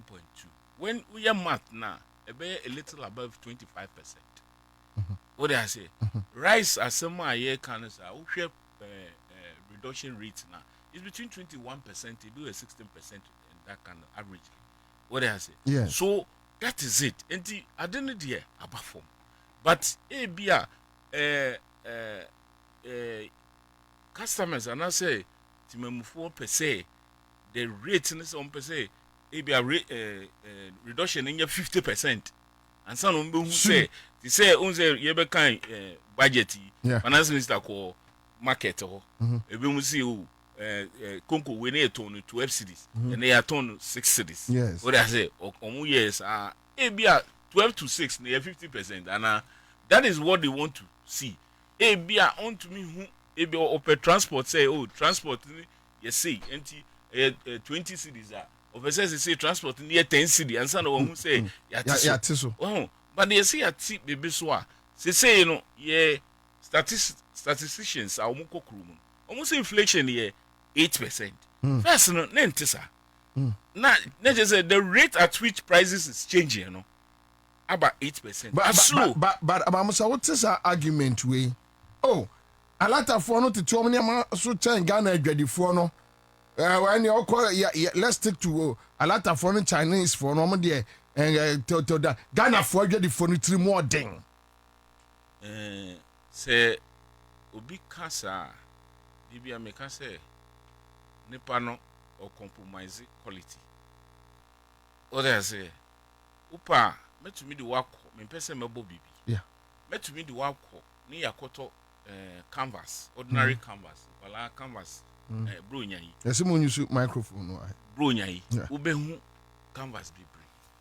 Ube to after Christmas no, akwala na to me use canvas no. I didn't hear. Because it's low quality. And I also would the price echi. No akoto adibia after Christmas ubanu grant to me enfant to aso nko school.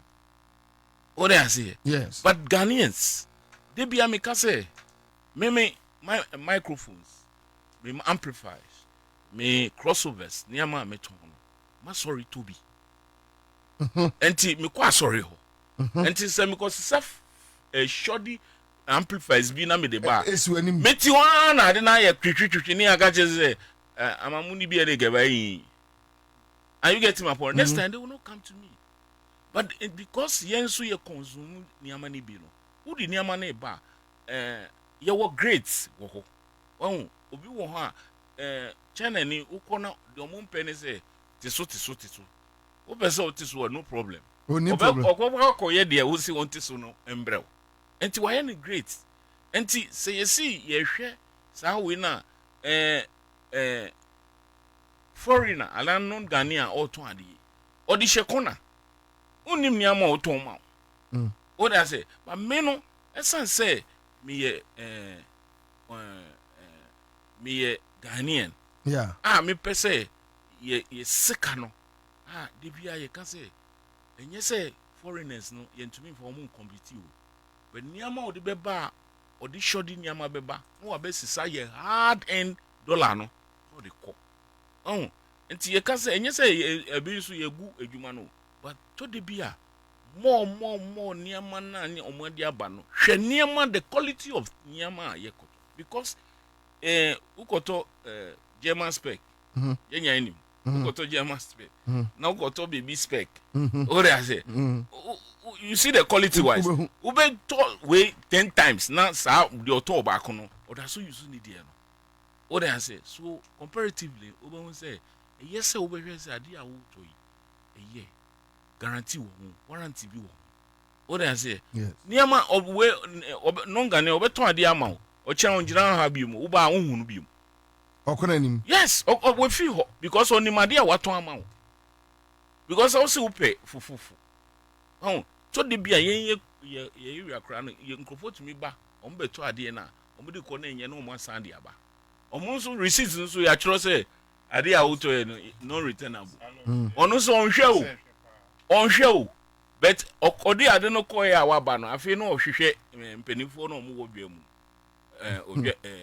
leaders no then no the complain number ye be ko ne yakọ hwehwe no ube ko ma nipa no hunu bi enti yeah it me omo ni shops some janja kwan ho ebi mu wo shops but ube kono so no tricks omo di ton ade no Ghanaians we are not too hard on our people like that too. You what timama yen crofo na yeto oni amane ma. Enti because omo pack market ho na me person me to the next time what's about me ho. So bakra na bibi ni a menya time ama na ma chichire mu. Obu wo kro wa beto ade no ni bi. O da say no an say un say yen so no most Ghanaians na yempem am no ready. Anambwa. What do you go funny about the bow shelf football was a man them no what to actually what to actually baby and sana if your best and I'm feeling yeah catch this or go man will be control na enti yesterday niama no ya tiso say wo market na wo niama na wo si wunti so a wonua ti wunche na onu so di biaba ade a what ana wunim esi wo wanim that enipa ni bi atete om niema so na ye to om niema no omom tete so no they are not buying it. Me a secretary for Ghana Electronics and Musical Instrument Dealers Association. We call rounds. And I yen so no ye niema no edoso untumi enfa ni nyina items ni nyina ma enti ebia me fa ebia microphone American microphone we mu types brands people enti untumi mfa ni nyina ma enti ubetumi akọ onua bi shop mu na wakọ ye no wakọ fa obi pe bia because un pese customer no beko over there say yes enti beko akọ pe bi na me frɛ me say fa we brem no dia brem na maton over there say enti me nim say na wo say wo ton ade because me no ko ton me nim say na ton enti nya ade a wo ba ade na nim say be say ton 50 I wo say 55 mean to mean ton ma what I say enti mean fa but in this situation do you think say it's worth it for any government to make sure say obednia hold the economy no say be ya eniema bo be bafom because now it's getting clearer that no matter what the government does the ordinary Ghanaian just want to do what he or she wants to do unless say you are also refusing to take it say yatidia manso enti we are all and then me tie one communicator bi or see you say na yatis niama economic numbers na ye no say yanti niama no so a will be forced say trade minister the LIB be ko we ne wako price control is it visible and how practicable it is ya twemu sa price regime regulate ya twemu kra what I say I don't know. I don't see it if like enye kasa what kasa aka because we are in a free market. Yes. So you go to town. Na ye kasa ye see ateso no. Enye se uti console na chi saa o na if you obi kan o si o. Me say ye nyana ye nkokrum. Wo ba ye be mam bebu atra. Na mu di microphone na kokrum abisa. Wo bisa ene a the following week and I said the following month we ko. Say debi am ka say inflation no kra no. Let me check it. Say you see inflation at 8%. I say we the rate at which prices changes. Because Niama you started said you so 50 time I turn 85. Last me by let me see EV speaker you turn 85. You can say you to 7,000. And then 65. And inflation no me you honor working my the figures and working because the thing is coming down. What I say it is not increasing. The rate at which it increases no you see are slow to 8%. But say no yeah no about form. What I say, and I am about to me bizarre say inflation food basket in Kwana. Because other items, one way. And me bizarre. Yeah. Omo ye indications na omo efane ma bebre. Dibia into be hu your friend is your data sheet so okay. Dog meat dibia ye dibia bagger you calculating the okano na ti ase ba me twa no ma me wi no nti omo te sane ma nyina go basket na no ka say inflation basket na omo aye say we are be food ye be ye and even the cost of living ni na ombe enti na moka say the cost of the way and yama cost a slow down so I there no and na eba from no so no and then I reflective of inflation so niama yewo edos is I say basket shock absorber kan oh exactly ye the b ye febi they try to make average. I mean, statistics, you can't gather all everything. What they say, but the question is say, Ushemwa, near maybe wuha, they be a can, the price is coming down. And Ushe now related to what the figures are, and some of the things are exempted. Because Mama example, what they say, Mama example say, meme speaker, 8,005, about 7,000, and then about 6,500. And about 6,500 no. Look at the inflation rate. Does it tally with the item that I'm talking about? What I say? And then yeah, no kwa. You niama amplifies wo. You crossovers wo. You niama bibri. Where say podcast niama aba obiya ye onyama group. Yeah, on the crowd. Yeah, ninyana abafo. Oh, and say Uber na the shops no so doors.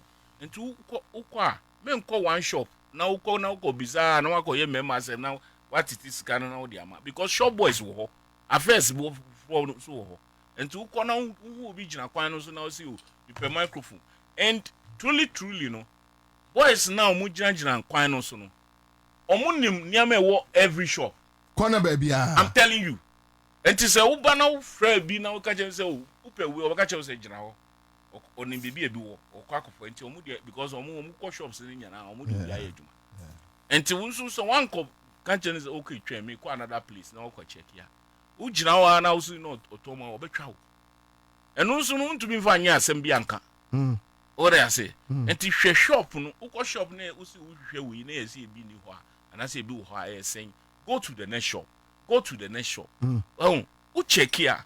Now, why window bibia now we are. Udru hoa. Afi, then you can say something. Say, I didn't intend one answer. But me come at you say, Niamano, Yatiso, Ubazongoli. Now you are talking about musical instrument items. Yatiso, Uko opera. Now see electricals, Niama. What is it? What they say? Yatiso, because one tiswa, would next shop, no, what tiso. Until one betra one no what on the end you to one was uncle Fabiaba. Now to wood and one who could be a dinner or catch it. Uba Cromus would be poor in a back. But Messiaba was side the Baba didn't come out. My mene Abosoka Muratachi Ado. Tachi a month for GD say Abosoka politics. Ena moye senye sa baby a Ghana aban we di aba bedru no unprecedented and then can say reflect ewo a spare pass mu I reflect and I said the omo cano that is it Kwabena me da se maminche wa hwefo intuitive na minche minia Mr. Agrene Mr. Richard na minche mi Eric she acha papa since last year. Na yema yina shedding. Yenya Smith. Oh. My shedding because Smith no kojo gi bia na me feel Sunday bia. I see. Oh yeah, Sunday bia na oba me feel. Sunday bia na mani. Oh. Sunday bia. O yare so sa frame kra. Oh. O fa trotro yina frame. Te ma fa trotro me okay. Really? Oh yeah. The Smith na me na yi pa. You know, me friend come me na fine was obi na fa phone. Kwabena nyame na je mo se me enka basa ne beka we kaya won say initially no me no be din komo we afa price reduction say the way you remember say bia to recalcitrant on person betete we maso no we can say bi but now we tell from that beginning no so Kwabena we dey yantwa nkwisi but association no so no member association no so abaso ya rest ya ye adwuma den pa ama ya ka kire nkofo na ka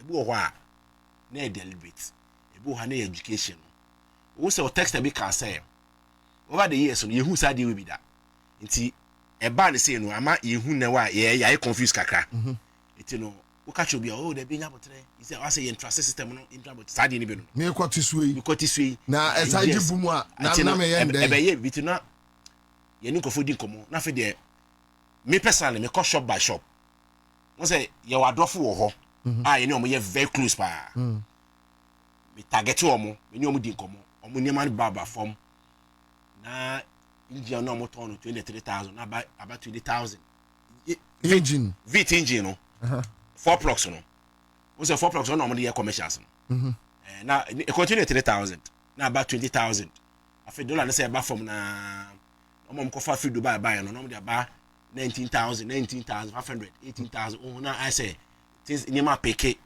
that me call me no mo di nkomo na other ones no omo person be na association no igusu pushi omo igusu no omo kan even though politics ni dey na we bi mu yeti me nka asem we with that politics e be ye free that's a fact na ye adwumaden e me ye catch am say no mom ye yi politics ni free edwane edi no na ye tiase obi ato aba ba bebi edu no Ghana for efa ye hu before do na adrama for isi e konso say ya be man nko for isi e konso say ya yitimodi o ya kronfu yitimodi o adrama for to confront mo ya be man o fa nya hwi o yeah say onu ko say ya kronfu no I'm talking about the other commercial drivers say omo kan bo mu GPRTU through the harvest committed anyway omo kan bo mu no me ba ko wa unu nua be mai na say ye di me se kasa eti ya ma toto bi say ya kronfu no sa na ahye abosu kanfo ni bi no mo say na say na say o kan say won so o kan asem mo me hwe ebo no kakra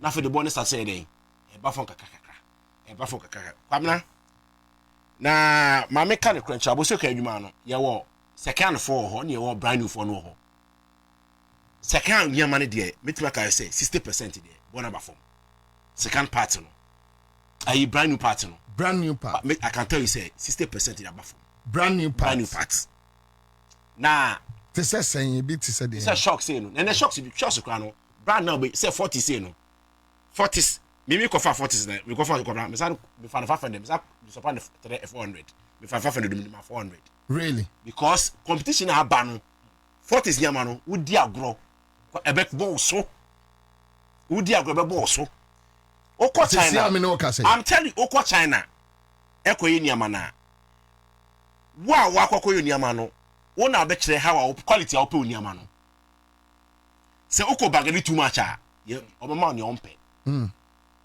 kire omo se me peni sei e bia 10 series a 10 series quality no dey ba because obo bi show say we say oh okay miniska mamento we the same way na o say shocks no obia wo ni quality a original so you see Mercedes Benz say o kwa China o call mo factory ho a omo wo machine say catch we from Germany Germany made Germany standard omo ye o be catch straight so o sika no so a ana o sika no so a o na obepe dia ba na agitation e koso nyina ye yen adrawa for na second hand na omo to no because nyama na omo yuso no cars omo yuso nyina from Germany and Korea. Now we are about Japan. 5L engine. Ghana ye pen manual. You see a manual nunya electronics. Japan no manual no. You see akwa could do $4,000 for her. Because a manual unya Japan. You say a bono ay omono ho. Awo ho. Na ufa mapu ufa mayu. E na omono this omo ye omo musika say kofata mo mutumi kraba. Utimi nye segma no. He can't. Debi. They are going to be controlling that market. Because utimi ono de baso a ohu obeton afa. The boarding obe ne gen. Go fata me no kasewe. O hwe bo na engine not on 100,000 or they about 95,000 90,000. Go fata yes, what it is so because the way any market kono. What I say and na o hwe ene madafo be friend Stevens I say akofa aye no Highlander the parts no 2024 model complete part no shocks front and back as in nyina no what money man 35,000 but then can tesa unya America unya Highlander no kwanto I see sa Highlander no kwa epema nrofo no kwato A7 etwi America because omo cars near Ford unya to into ono kwa demand no kwa wo so ntino demand na che no into unya to wo bebre oko Germany sa you know friend sepo you know sa sprinter buses no omunji no sa electronic CDI no Germany unya betime to Germany utimi nya be 500 aba Ghana da unya etina adrofo no say ye question minister for instance no ho ne kopie ye no ne omo kan nyina no omo ka say power jet battery ne ma na mo se body nya so no abosoka no batteries no your brand bebre wo etu ujina power jet later nko masa pa cho say omo nya information yi e na misa ka say mo ha no so eye second so mo sa kire mu say ye engines no eye sanyo no your 4 cylinder 5 cylinder 6 cylinder I must be honest with you years back na sign engines no 3000 ekwa kwa do 35000 so that say time na aban no twem buy na dollar no shutu ekoya no ekwa ko do 35000 omunji sibo ha ko do 50000 ubeto strut room na be na beto ka bibi na adra for no mo say so that say but time na dollar isa say ba form na so de den think kakakakra think kakakakra so think kakakakra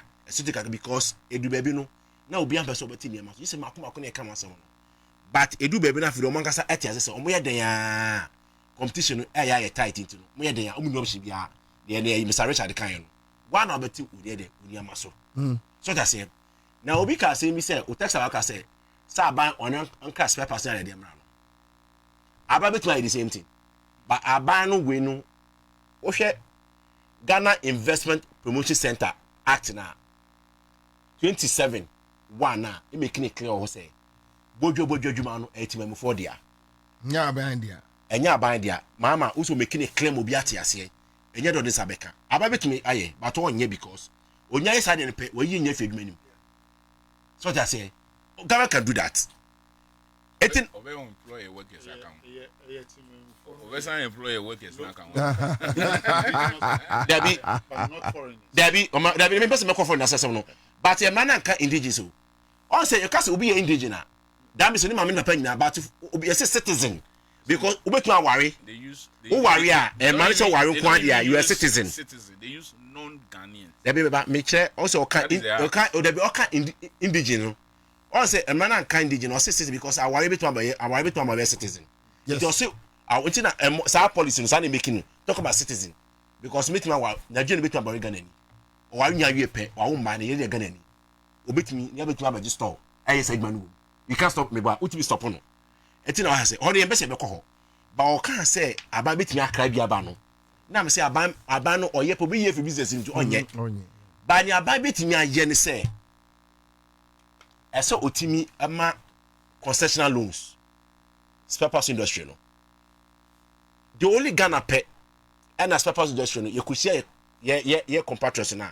or outside Ghana ye kwani atom yes so you did delegation be 100 it me fia ko Nigeria every year be yisia ye 226 participants across the world na you do one na ye pay na ye atom more because say ye no ye atom because of say who say spare parts in ye or Ghana no as e di agro who do Nigeria na who say spare parts countries in the bar commander who say people are doing business because of the demand omo government no abaning craft papers emma or mass papers industry na nkasa na craft part ba ma government institution government agencies by hand no government omo abekraba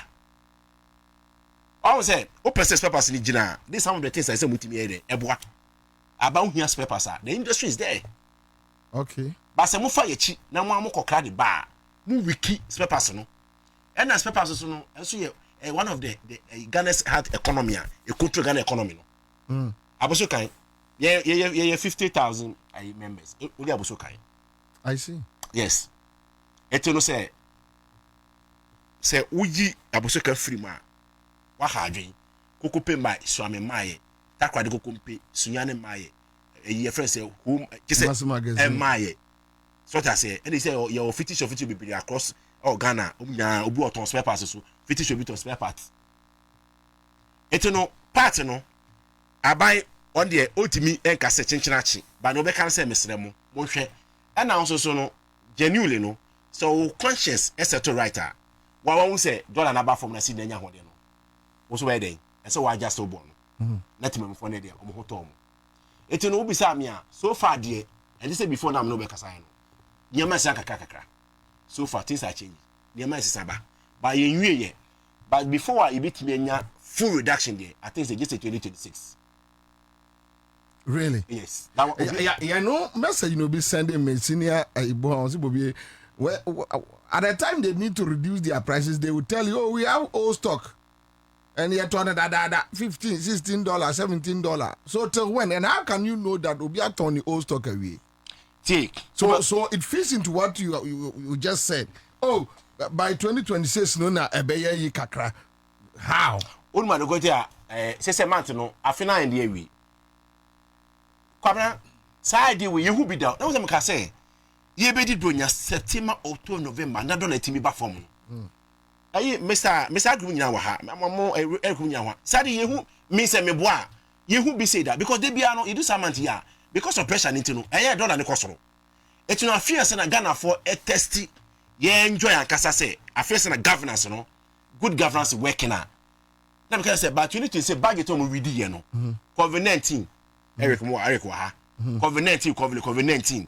Sade na say but you need to be ye so that say how they be reflecting exactly oh port but me challenge akra port one say African Union near ECOWAS sa ho no de e say ida say yentu African Union near ECOWAS o mun free ho o mun ECOWAS parliament o mun free ho because yehu ye wo member ya betu loopholes our 2026 budget no yes can also have one aspect yes but prices in there Kwabena because we are citizens yes and we need to have citizens conversation.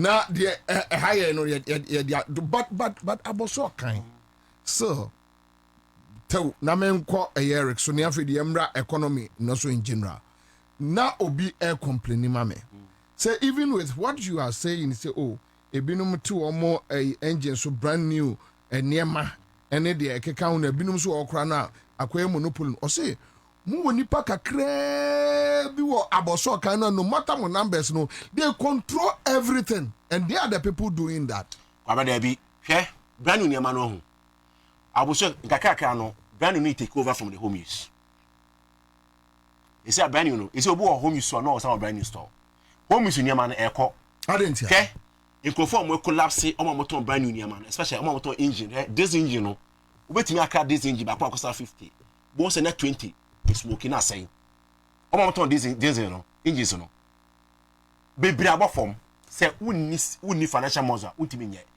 ba for esrifi yonko fata sa Land Cruiser engine na make no sa 4D4 ne sa 5L ne engines me you come from less number you have the financial measure you can't and then they can kofata oye kofata obi en kofata Ghana ha okwa ne no watete so you turn 40,000 or did 35,000 no turn 50,000 or did 45,000 to 40,000 so it's a dependent capacity no yeah this time no money point no can say na enye dwuma boso kan bi say go for few per dabi young boys na ebe mo no wanye very careful a o me destroy adwuma no e na aboso kan no isi a home use no obi aton bi dollar ne ba form no ne me bebia bebu aboso kan babra ade ba ko ne say ya say ja makọ emi ma kakra bi amde aba me ja me ko chane me ko fa ne me ne bedu ya me ko fa we o say chale bi ne bi ko fa bi ne me egu store ha obi an fi mi kwamna na me ta me ho yira me ja pressure me ni bra bre me ho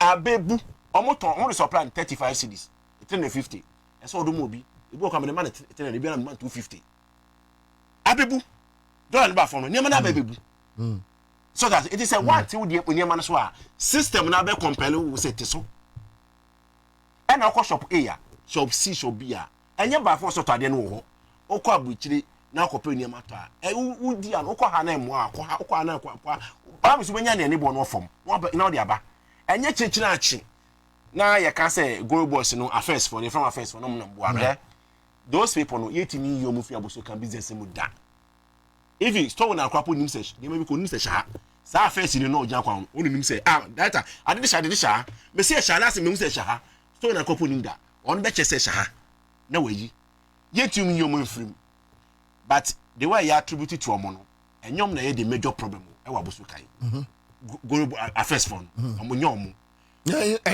ti system na e wa boso kan say ya ma need my adwin say omo de wo ye den ya na omo ti ano meye to say So which means pressure those who have no. been complaining say politics na mo no, they are not wrong.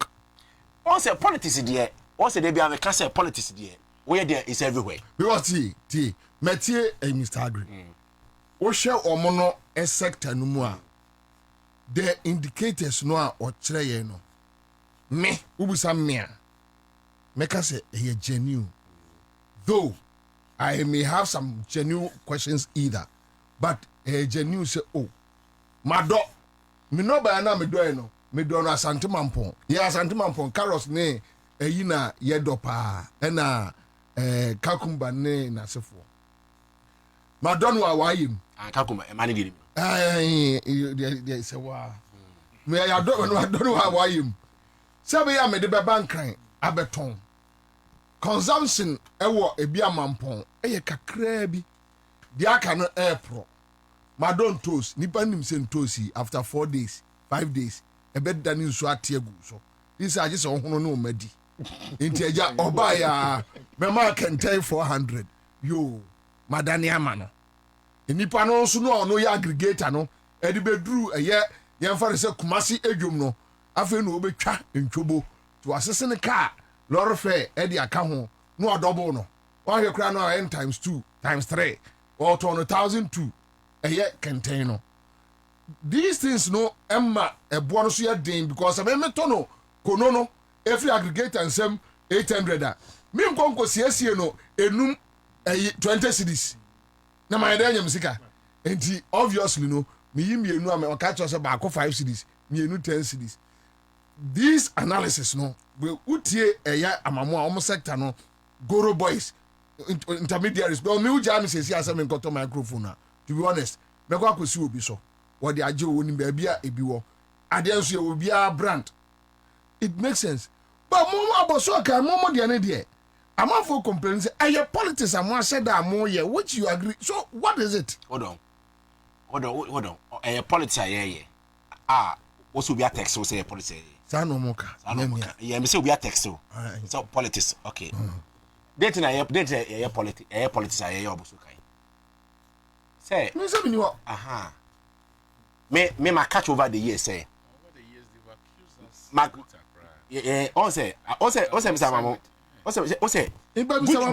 Guta there mo side say no yes so we na account is under us. yes So we have fought that thing. Yes, but I say was say sad na ya cake. I cake pa. Say usika ehye. Oh, we juma egu. O say politics and trading. Politics and pricing. But he just accepted. No. I say, what's say politics? No, I say politics there everywhere. And now we are there. It should be an adrenaline. Yeah, but should be an adrenaline. Here, Kwabena. Aboso kan previously no. We share election 2020 election. Governor only 207. This time we close to 13,000. We say dynamics in this Aboso kan. What does the mean? The meaning is say. First, now Abosoka had 2 parties of the Patriotic Party. That was a fact. And the open pool. Figures in the trade. This is what Abosoka can do. 2024 election, no. Little difference. What was the difference? Difference, no. Between Abosoka, no. Close to Jefferson, between Jefferson and MP, no. Close to 13,000. But 2020 election, now you only 207 votes per. So we are talking about the people staying within that catchment area. We are not talking about the people selling. There be Abosoka a spare person resident. Oh, okay. So that's it. Abosoka a resident and spare pass. Spare pass a point of coffee. I see. No more, you know. If any year we see the third. I see. Oh, yes. It will come Abosoka. I won't come here. It will come. We just talk about Abosoka spare pass dealers. And you didn't grow far too much. No. Sana de too. Yeah, pump your coffee. Ignorance, you pour your coffee. But the residents in the more near one, you know, if any year we see the change. Oh, the more power, Nipato. Oh, Motiwa. Stores no over just store, over just over this Usi store now. Usi store and what's the residents and so Adana Momo so. Sana Bosekati. So that's it. I see. You're more. Or my madri so mo de we am de omo de see no madri they are there as a human institution you will not get everything right we are doing right So that say. Yeah. But gradually, because me no kasa we ye importers, Korean importers, and European importers, you know more this week. Because sa agitation ya koso nyina bone contention ya be ejina sa importers me anyway no. No engines no parts of the banner drive for complaining. Last week I had the opportunity to meet 4 of them importers no. Almost some of them so. Maybe say retailers no almost some boy importers no. He say who you kind of cry then. Actually so we are meeting them this week we. Maybe some say Munyama na te say mo de ba, say na mo de mom. Mo so mo fa ne say na mo pese Munyama no ba na ide. But genuinely no, as Mr. Momuka, genuinely there, ni man there. A bar from ban you go so ba from. Ban you go so ba. Kwabena open spare pass at all. You know where, you know whom to call. Obe fe techi se techi me pe we. And we say make sure say Kwabena say net here, say na nebo tie. And I make sure say me nko to ade a nebo ye den ma because me leader wo so what I say. But say okosi obi nsem a ono ba no wakra ofie say but 12 o'clock no say me dey chop on sendo. Eto uti ya nyi na kosi ni nsem sa 10:30 ni mu pe. Because no me wi na tof na no asani kofi. Ye one problem no. Ono so no kona fort ba wo hwe na hunu biem. Wo ba association wona ye ba ni asset residual committee. Close to 1 million Ghana cedis amankofo both abusu kan and kofo outside. Yes, kofo yeah, obi tum do ka 500,000 ontu aye 200,000. Ya asset committee no e ba na ketika ni African nation police and as central police station. On be mu pe because they say no have the power to do all these things. Sky you go so jeje mom. Obo abeto ade onimu mpakon no kuta receipt no. And receipt ni bo so a fitting mechanism there be men trust mama. O the receipt mama keke. Yes. Obo also obacho no akwatro. Yes. Obo also a obaji receipt no. Ono so personal receipt wo ho. No akọ transfer. Enti ko fata se wo kọ no ho. Na obeto ade ho na hwe bo na ade to so ne bo so. Ka se debi. Me I don't do that. Onko sa ko receipt. Na fa ade ni free am ko ne koton. On pesa. We say buban ma body no. Yeah. Yes. Sana humanity. Enti no name say one can there is 100%. People yeah problems no enye one factor. Will you agree with people say government them to control the Bosokai market? Obekro just tie control 2 things. To control the market no. Just be a one concessional rules. And then me ko fa niam na aba beto say mama concessional rules it and the niam no mo pa. You see when we made the minister. Tichi, when we made the minister, any drivers union, at least at the end of the meeting, they resolve the problem. Say, 1, affairs. 2, other demand and supply issues. Enti, woman omuton sa splinter hun niama that particular vehicle. Omu form platform. What I say? Now omu need drivers no. And so from sa platform is between woman muton sa particular product no. Any drivers no. Enti say omu nyina wo so a. Say upe nia open now. What the 2 platforms so. What the 2 so a. Ye the price number ba say me ton see. Obi so office or ton. Usi ebi a usi uton dey 200. Obi onu is obetum need dey 150. I was see or they are 2 150. What I say? Mama careful. Yeah, executive ba meeting no. Obi enu ho no tons sprinter engine ho. Acho. Sprinter engine no. San engine no. Yeah ba ho no obi enu oton bi ho. Boat so. Dabe. Mama kan e krenchro. Etina me tell say boat my example say onu ko Germany. Tie. O ko Germany a. Ye omo de omo ye container kasa o san niam ne ba. Omo na me kan say Korea and German importers a. Ye say shi omo no. Okay. So what I say, omo no de omo adwuma no. O because ono oti Germany. So I say no aka odi engine no onya tam de aba. O say boat can say okwe o chi because on ti ho. O to kwa so won to kwa be de ama o. Just obi na link ba to ni oti Germany no eboga no.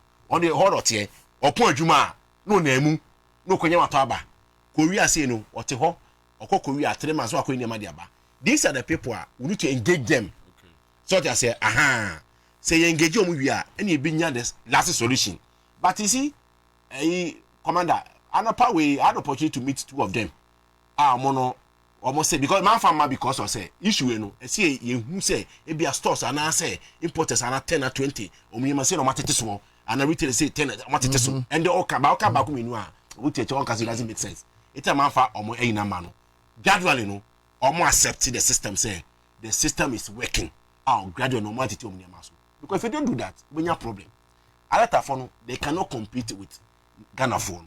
woyɛ dɛ Ghana for Ghana for so what I say because market na kasa na issues wɔ ho a woyɛ foreigner ultimately ɛde ɛmbɛ retail business room ɛti no de ɛnde ehudu time no so a because CEO no ono say man be 1 to 2 years or year reforms be ye be an authority and kasa the law has been in existence for 1994 then I'm an authority say Ghana Investment Promotion Center yeah center on authority yeah this time no or ye amendment in we are ye authority we some powers be this time around than before so ni nyina ho a emra no omo hye emra ne ye de be boa ye nyina santo kwa ye koba ni for nation nyina e be resolve nyina the next 2 years time Saturday no say nyina be thing of the past. All right, thank you. My main dealing with Eric as a freight forwarder,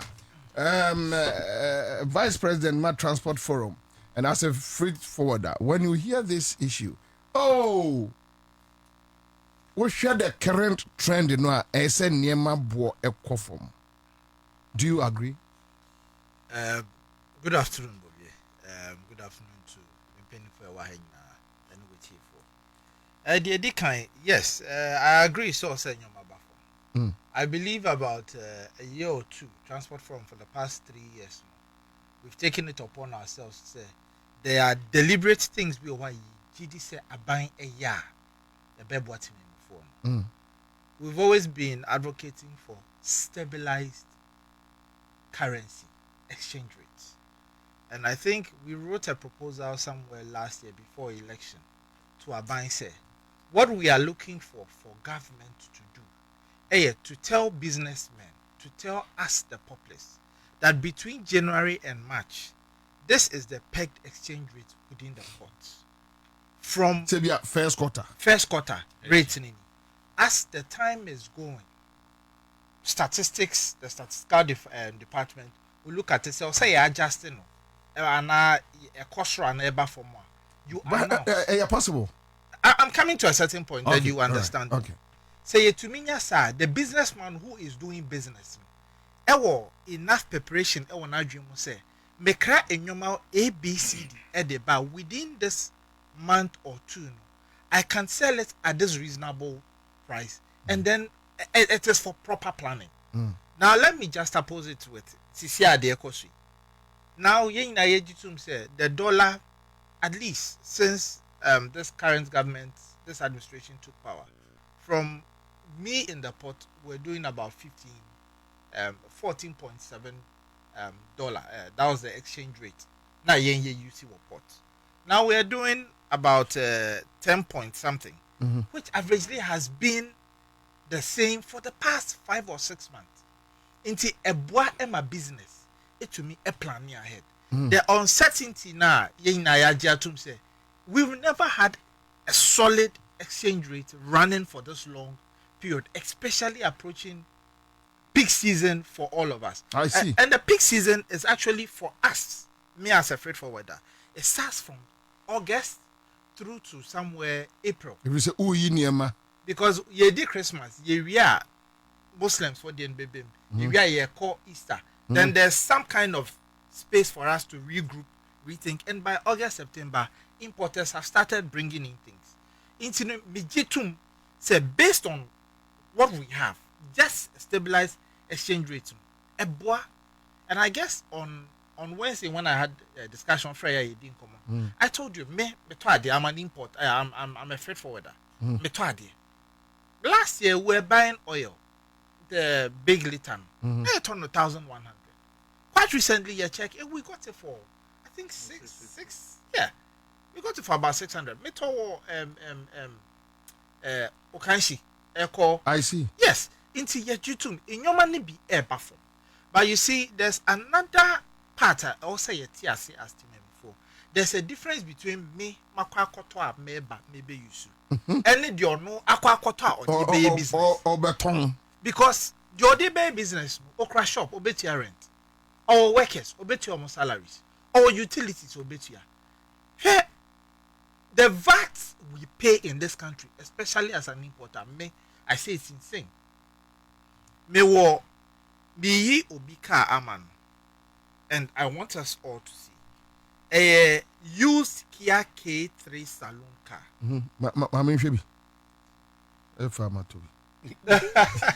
We're chasing a me boy. Oh, Kafra. So a used Kia K3 2014. The duty, no, the total duty we are paying, 46,000 cedis. Total duty including taxes. I bring it down to just the import duty, which is always the first on our import declaration. Import Nankasa is 10,168. In the water, 10,000 if 46,000 anymore. What is it? Yeah, Taxes and levies. Taxes and levies. Imagine our import tax on this particular car, 17,784. VAT in Kwano a higher chain.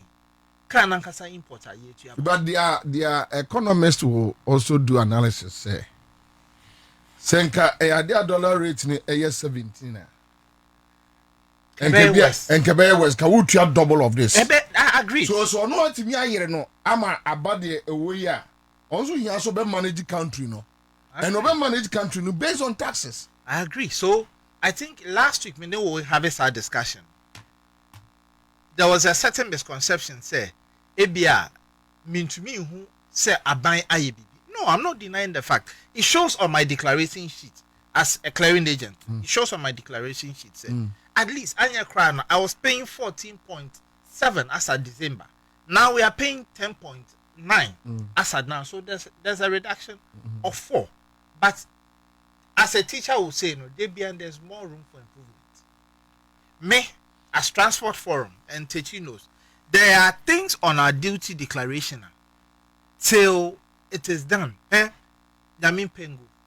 If this dollar stability we are enjoying now, a Pasca, now a sign Kosura, there are things on our duty declaration that will worsen our conditions. A bear worse.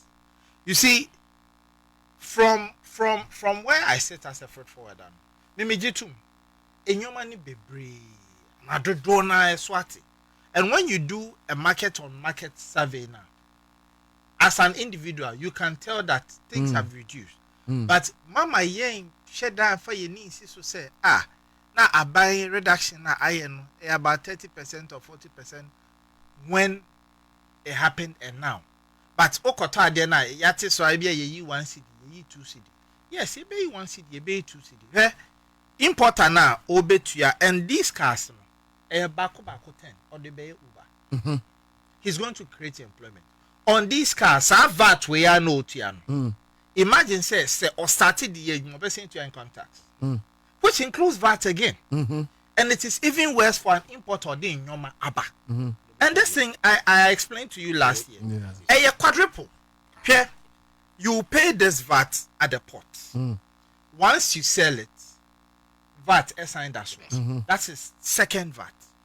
The wholesaler now by the tower. So they call me fancy Accra100. And also, Ekoton or Betia VAT. There's going to be someone coming from outskirts of Accra100 or by beto the Aquacoton ama other individuals in other areas. That's the 4th level of VAT. The final consumer is actually going to pay VAT. It doesn't make sense. It is a You live in your penny. Yeah, what you know, it is a obia or a meeting crofas in your boy in your body in your boy. It is true in your boy. The previous never say. It's always 12.5. But we have, you know, the national health. I can get fund. COVID, ebe shame. So we went up to 21. I think 22. And I say, and take effect. I think approval in Yamai. And I say almost say from next year. Yes. Almost 1% free so. But unim that 1%, I am delighted in my spirit. But me said the almost year I buy be year. Okay, you was special import levy. You were 2. Yes. Now you were 2%. Now you were 1%. Almost year my feel say ye training ne free so. But it was 1%. Almost 2% in war. So that 2% what do you think can be wrong with this 1%? And 1% that was 2016. Yes, but you see, I am not told. I am the duty declaration sheet. I'm one of those who's been advocating for removal of 1% COVID after 2022. How about comes? You see, me VAT na make kaka. I'm only mentioning one, but on our declaration sheet, yet you have 4 different types of VAT. Which you import duty, obet you import VAT. You will network charge VAT.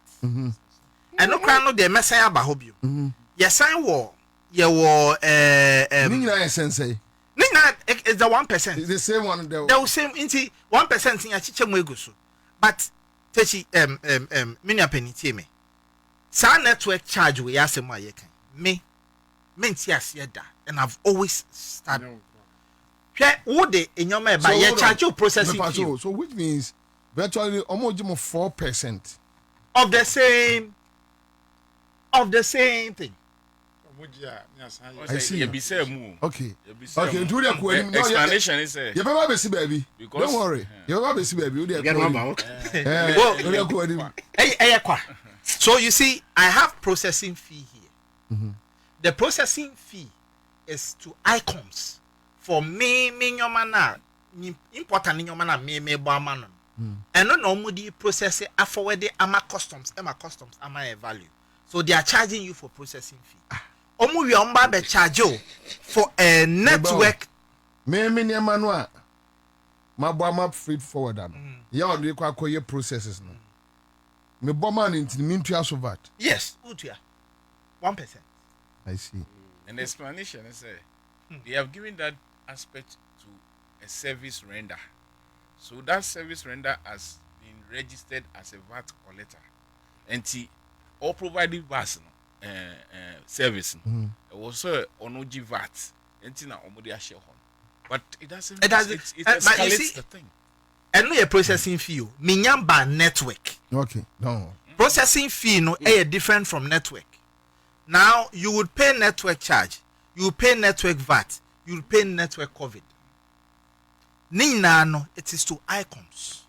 Now we'll come to what they call a vehicle examination fee, especially say car. Why will I pay vehicle examination fee when I'm paying for processing fee? Who is in charge of it? It is between ICOMS and the customs.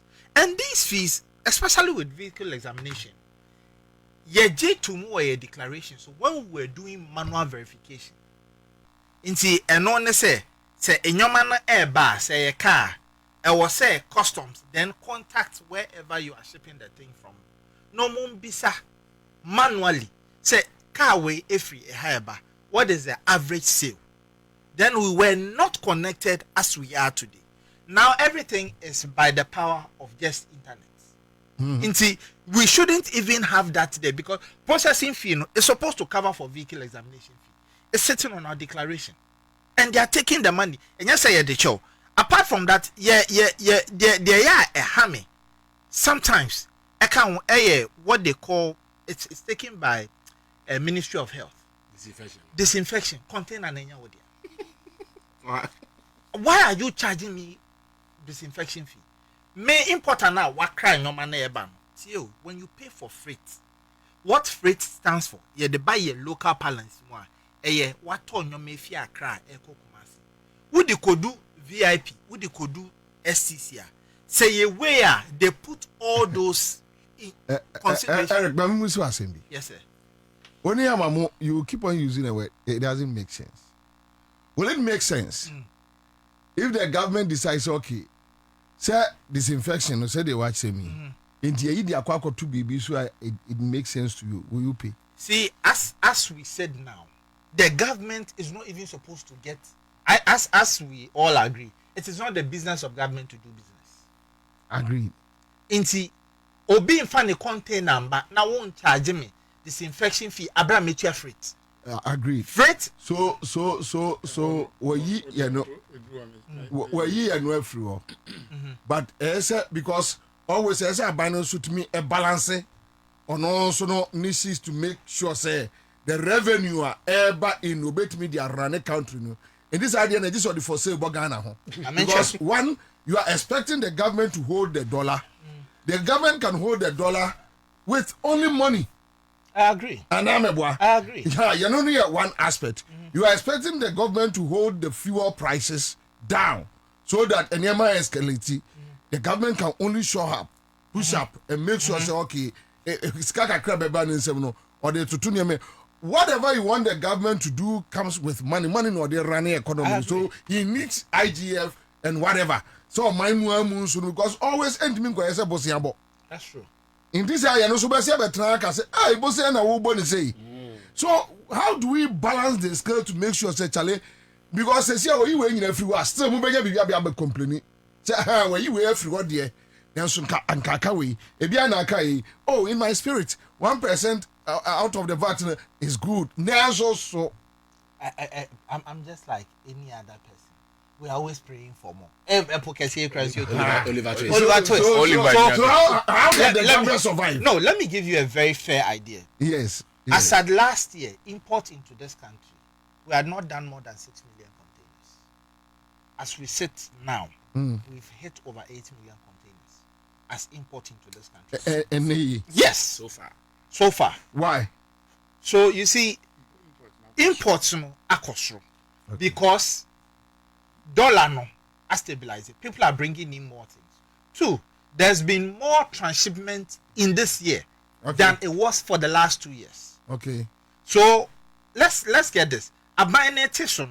People say that buying revenue from, but I bet to differ because there's actually more coming into the country because of the way the level of stability we have with our currency.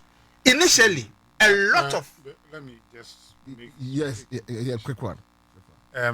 Your friend is fumigation we not Disinfection fee. And Pacho use microphone. Disinfection fee and yet government revenue. We need to separate that. Okay. And yet government revenue. It's as a result of unforeseen health issues with the Memphis. A beba from transshipment. Ebana and nam, baby, I be nam, we will never be do. Munafi, we need a containers, Airborne diseases and Afi, we are na rap. Afi, and no more. Yes, a friend saying, transmit other diseases, but to prevent that, and when they say, before the container leave the port, everything should be curtailed within that environment. Until I call outer, that is how they go through the fumigation process. And then we have say initially one Babel this kind of quite. Say and only private. No. Eba import business. Say who say truly. But whatever money comes in, it goes through the government. So the government get the government fine, but if you gonna gains private sector, just a company being who are building software. Private company who are building software. Say I'll source money. I'll do it on your behalf. No matter me, and they say a company on the ECG. Who better say habit. Sikanyasa. One are building a software. So which is the government and somebody is chopping. We'll put it under government revenue. Yes. But at the end of the day, government will be tier the friends saying setting quota to them. Yes. Into but and with that service. Is it right? Oh, the only service I meet me I can say. Abano, I deploy, even if not at the port. I didn't say when I yare and yam kofa buy. So, I deploy. I make I say the whole friends say abaya. This is one of the things with me I can say because other countries are more yen. We share even the cost of payment is $145 per container, whether it's for 40 feet of 20 feet of container. But here they know form, which I hope say it might remain the same. And that hope am I see. So I don't know. Okay. Whatever goes into it, and that my. But okay. And no. Well, I don't know, but this will be the only policy Emeka say. And another government, introduce Emeka say is one of the flagship policies of the buyer. That is the disinfection. Yeah, disinfection of anyway, Eric. So Eric, my member also in general terms, after Minister Reedy a budget in year, from where you sit as a freight forwarder, or 2026, what do you see? Honestly, from Baby Ameti as a freight forwarder and the vice president for Transport Forum, I can boldly say that 2026 will be a better year compared to what we have now. Really? Yes. In terms of maybe as where I sit, in terms of a normal by any price definitions within and outside the port system, because 1% so much. Take it from me. What? No, so almost any bium. Oh. And I make a minute I best actually say. I see. You see, the reason why me make us say, I think there are things we need to look at. Me GDC yeah, for the past 2-3 years that I'm doing from 2021 to maybe 2024, there were days I now would write your transshipment yada at the hope. Like what you hear? Most of these sub-Saharan African countries, most of their import outside Ghana because it was too expensive. The reason why I could for AMIC Golden Jubilee Terminal and their transshipment terminal was because suddenly the port was getting more attractive and we were attracting a lot. Imagine MPS has the best turnaround time in West Africa. I see. MPS has the best turnaround time in West Africa. There's nothing we can do about it. But Eban Sena, with that kind of turnaround time, for almost 3 years, there was no transshipment issues going on. We're all put in a certain place. No being to me generally. But imagine because of stability of the currency. You say who do I can boldly say Burkina is doing literally all their import through our country. I can boldly say that Niger is doing same. I can mention about 4 or 5 other sub-Saharan African countries that you see a port. So take it from me. Say you reduce even some of the things on our tax bill. I am not sure we would have a fall in revenue because there's going to be increased goods coming in and out of this country. The government should support our local base, especially our manufacturing sector, because Mijidi say as we are bringing some of the companies that even produce tissue, they don't do food production here. We clear food rolls. It's still manufacturing. Yeah, the glasses are already made. They only cut and put it into. Thank you. But you see, you can't also get everything going on here. Or checking the posts and crowns. Or share ebia me difi hoban. Ebeboa me. Ebeya ntem kakra. But so for materials about be no ha no. It might take time.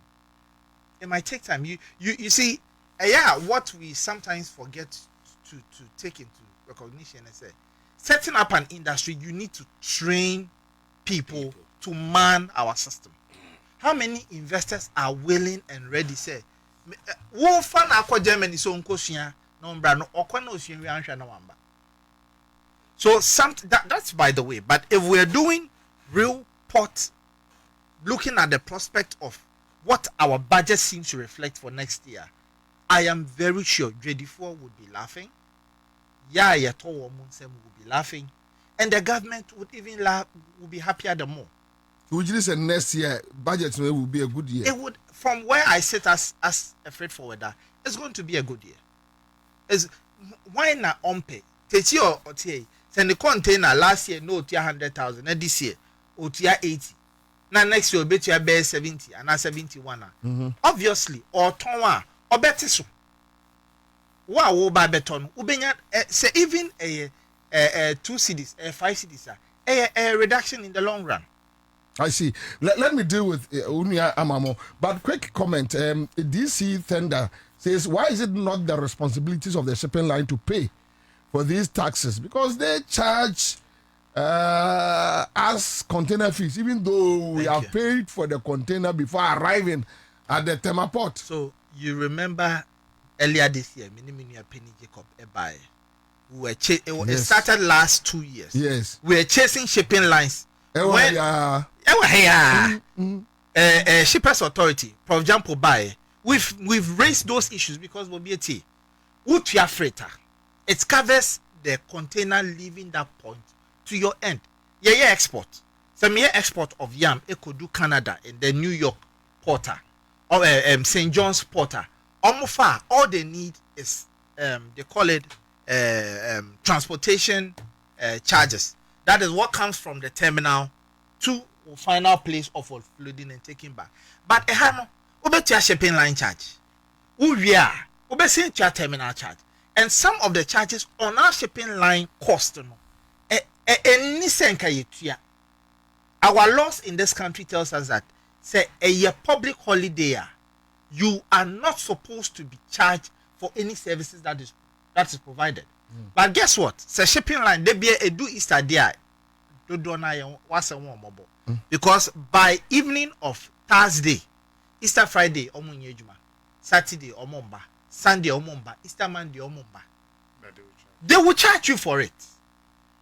They will charge you. It is a shipping line in a day container in a bar. It's already been paid for. Why is the client supposed to pay for? But why engage trade minister in we've actually yes. We've gone far with the new shipping act. Any airline that has taken care of it. I can say is going through. And I say a lot has gone on. Yeah, and even with the airline, we're still working on some things. Yesterday, previous government, and yesterday previous government getting to the latter part of that, and almost yesterday, Prof. Buy and also say at the party. Professor Jampo. Yes. Yeah. And now He's yes. It's already in place. No, we started the whole thing and I hear LI draft. But I remain I'm part of that committee. A car shippers authority. And what happens is say LI you are can dream. A car lawyers now share no money or more law no I and Prof buy no so. Carry Washem Kinama. In fact, Prof has done well in terms of pushing this thing. That's good. We're even scheduled a meeting at the Ministry of Transport. Nature say almost the account. Then we move to the law. Nature say there is a roadmap to it. So Sunday it has been taken care of. Say we met with even the shipping lines. And those who have the technical know-how, so they brought it to on board. And and to say, dear, when the airline bar, it will take care of this Sunday, Omunye Juma, the holidays, Omunye Juma, no, Omuda, so every and it has taken care of it. You hope we say, or a group parliament, and check now. So, Kachaye, your projections in 2026 with the current budget, hope, bet chain and neck cry a sea at Masuya na we dear 1 year a pimbeshi. With the budget, the worker say hope in him, dear, not just say, Nippons or another ABO. Pluto and I say another. But you hear some people go empty. The question is empty. But the question is say there are few lines if you say let's bring to government's attention. No because at the end of it, you penny. And Nico say government bibi beba at the end of it all no. They see yanko to say first introduce VAT. Yedi ba say andiatum. And I hear this and pesa bedu sa person and the government the BB bar na nyina transit near pinpoint they say VAT here say my kai say ya issue release on it the new VAT I twi aban adwuan ba so say okay or see 20% ya ye wo ye gi 4% my ngigi you follow below the threshold of 750,000 my ngigi VAT bill say to assume say VAT we say enye but be so just a system debut entina ye twin aban adwin abaso say e bia ene na first no me threshold no and do 750 entina me gigi 4%. Say pay the threshold ni aba no me threshold no e bia me turnover na akobu 750 enti akobu 750 a na che say was say meji 20%. And say we beto ade o mo ya no so bet me apama ready for enti no say me ameji no na de own GB a na yenya ye ton the same product a wo ba wo be say me the 20%. And che your source no nkete enti ye twi aban na adwen abaso your investment me bet chew nkete me de kasa yi another entity is obema me technical advice and watch your letter tinti dia post me but no chire ni nyina ye ka practical things happening in the market say uba chrome na me give out 20%. Now obi wo ho ye turn the same product no ngia ina baby enfa na boka koto ade na bia on you know yes enti that is the thing, it is real. But one hwe here ebe man crophobia bebre aye dishonest say ni we no cry above 750 crowd or say below 750.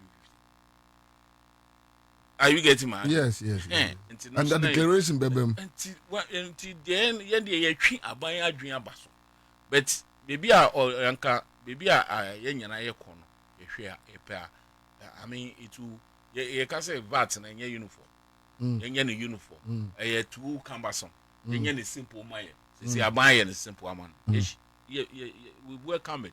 It is a good thing, but the catcher say in as much as why you win so on hwe ha na ye nyina ye na ye born pot no bia ho aye den enko ye after to say awie na we see na e ha adwen eno na ye twen aban adwen so because say no hwe say government see obe introduce AI.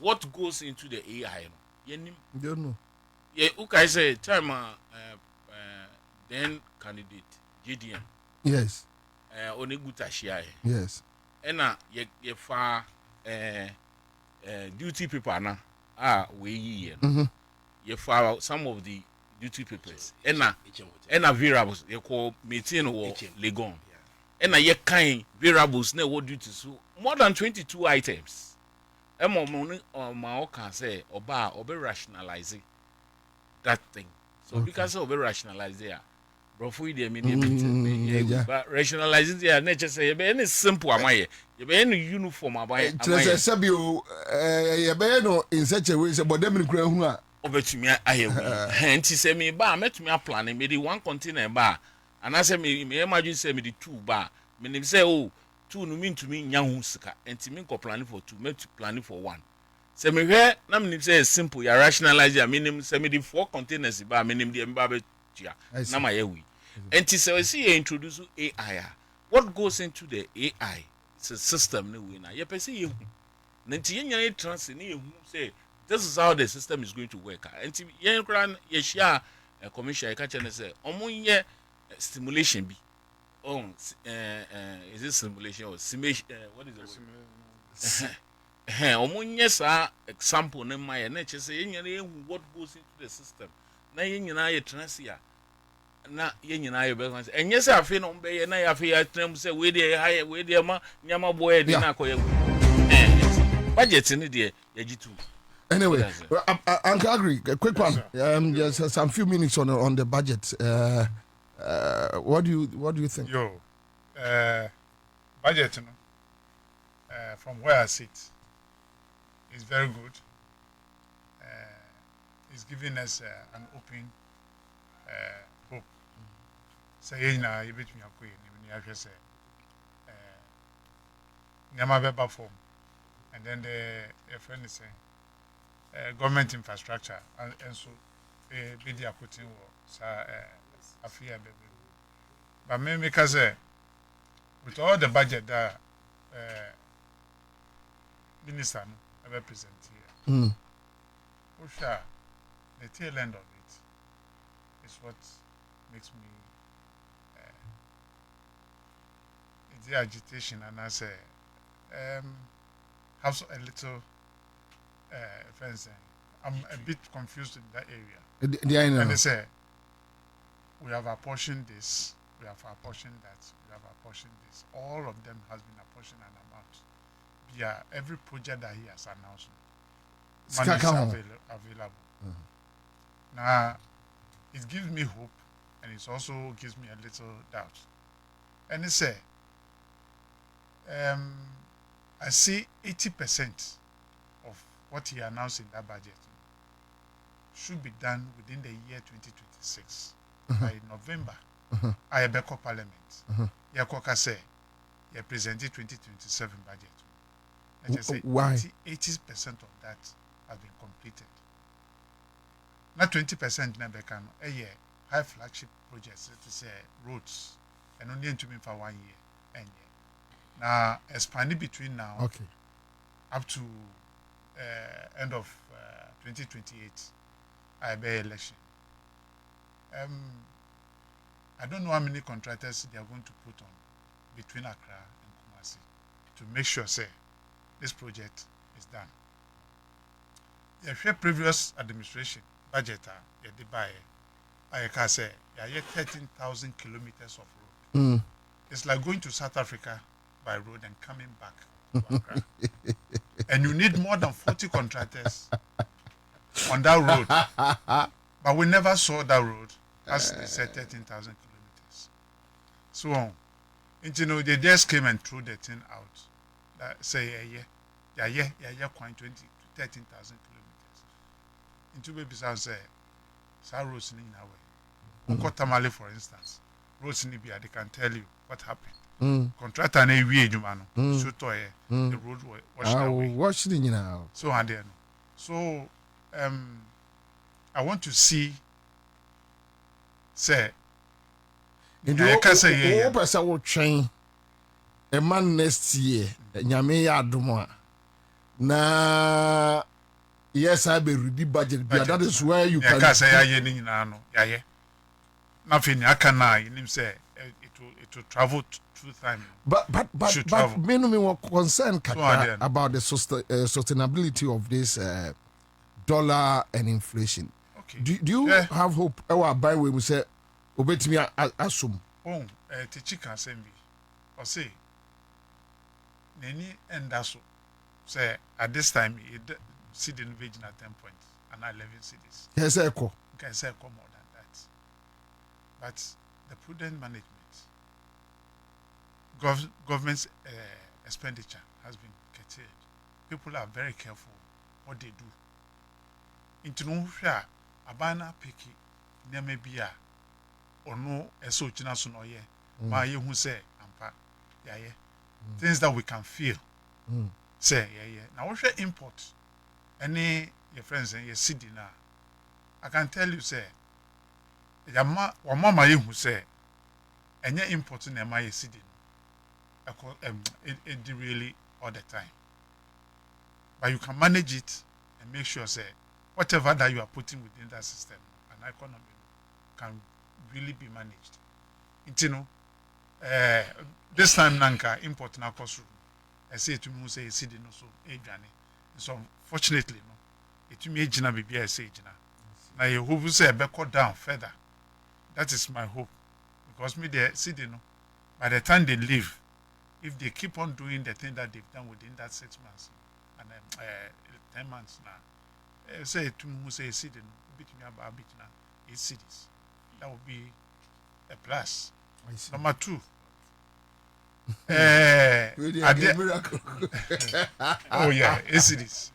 Oh, it's possible say make me happy because import no and no nema city no anyway. Now for number 2, share industrial sector.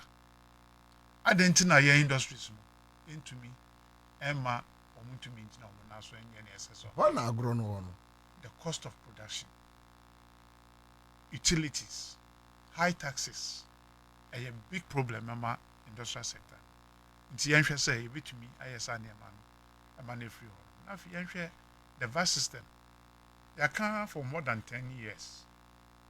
Even within the previous administration, Accra. We shut down Accra because businesses were not working. I didn't hear you use 3% in Anaka or a year free honor. Nafi Baton, so I was through. City, no, bibi gyina no na 3 point satan na 3.5 yɛnte aseɛ so adeɛ no but ne nyina akyi no yɛhwɛ bibi a aba bɛgyina sisi a na bɛka sɛ so far so good but we should also be cautious yɛka sɛ nneɛma kɔ ɛwɔ kɔ so ɛbɛyɛ dɛn na aba fam time na ɛkɔ soro no nyinaa no yɛka food and beverage association time bia meka sɛ look your VAT system na ɛtua wɔ kurom ha no is not correct we pay in multiples one item we pay multiple VAT on the same but yɛka sɛ value added tax what does it mean it's when you are adding value to whatever you are selling whatever you are producing so when the thing has no value you don't charge nti me kɔtɔ ade aba na sɛ ma be so a I don't personal way no shouldn't be taxed in that way percentage bi wɔ betumi tua aban benya ne sika but I know nkyerɛ sɛ from the port of import your value of a friend saying value addition has already started from there to the next level to the next until it gets to the final consumer no yɛtua taxes from saa man besi would be a factory even before you start production they will bring you a bill for your taxes because machines in this animal are you're calculating as what you VAT meanwhile VAT no what you are reported that so now I saw that say beverages na mu dia na nebo na aba form local produce ones yes bibi gyina no ane gyina bibi amba form enkosro ebi kra bekoso this year beer for instance and the beer ton is 15 cities 17 cities it depend on what you are but buying first I think 23 oh na 23 beer a short to kakra no na club short to kakra na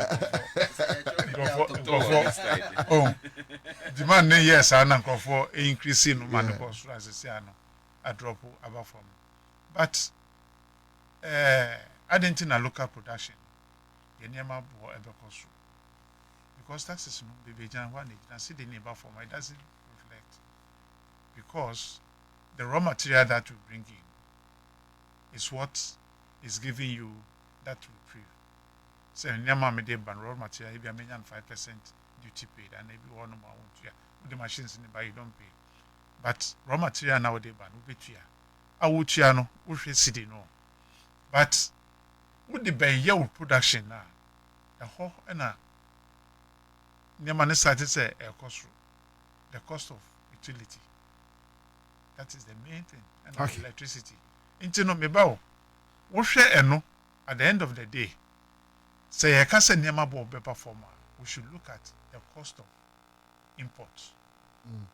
Your duties no compared with other West African countries. Maybe a Cote d'Ivoire and America say they no so kakra at 35%. Na ye dey no so bibi gina no. But adia edi enya a benchmark value. It's against the WTO convention, WCO conventions. Oh, that monster or the so or benchmark value no. You see what it means in say what the aba. Na buy say enye sa na ton. No ato. Ono ama price say odi tua duty no. Nti o de kan ho ma wa na afi wasan tua duty. Nka adent na betua car. Say na my brother kan at the cost of 43,000 as a duty. The cost of the car, how much was it? Se car na e ba no krapon me ka se me to $3,000. So now so unjin se dollar o manya ho bibia de ankasa me obi agya adwuma ho. Nka ye jai e du adwuma bi. But you see the make I say the problem but niama bo be na nya no eno na be man ko fo e chain niama bo sisi e chain but we need improvement. The real problem now Oliver na oyaye the real problem now say ehwe no port the cost of import. I see. Yet to meet this even 5%. I tell you, say the next day, Kabuso can for more say anti and Yamasu, they have no qualms. All right, thank you. Chawa, the 2026 budget, yeah, I'm ready. About okay, how was the feeling? And now what to say, Mame, Bombay 5 minutes. Commander, we say how's the feeling there? I say budget no time I started question no.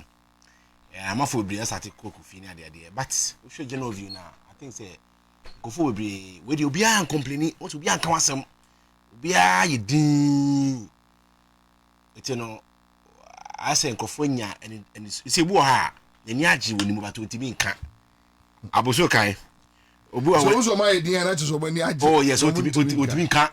So obeka and ehuro bebem kakra. It concern. It will be a din na omo ma no ye din no. Se ka kire mu. Ye ka kire mu on say we dey sanity a part of our growth. Oh yes, bro. But yeah, but so far so good there. On say tax na Mr. Amamo can say banisa na as a threshold no. That's 20,000 to 750,000 no. E bi be yeso no. Minister no so hu say obesa odi a lot of people on board because you go for a tax organ less than 30%. And now I'm register for VAT no so no omo 14 million. Only 6 million per no mutimi den. Etua 8 million why dey. Yeah, 6 million per na net ntimi che wo mo. They are carrying More register 14 million register. Esa annually bia no. Esa oye den but 8 million so mo nko. Eso mu di on system ni. And I etua to me less than 30%. Minister ni na adwemu po say e say etimi chi at least 60 to 70%. They don't make. They be ya small and medium enterprise no. On say we VAT no. Obi be to as much as 25 Ghana cedis. Yeah. A day you can to 50 pesos. Yeah. Which is not bad.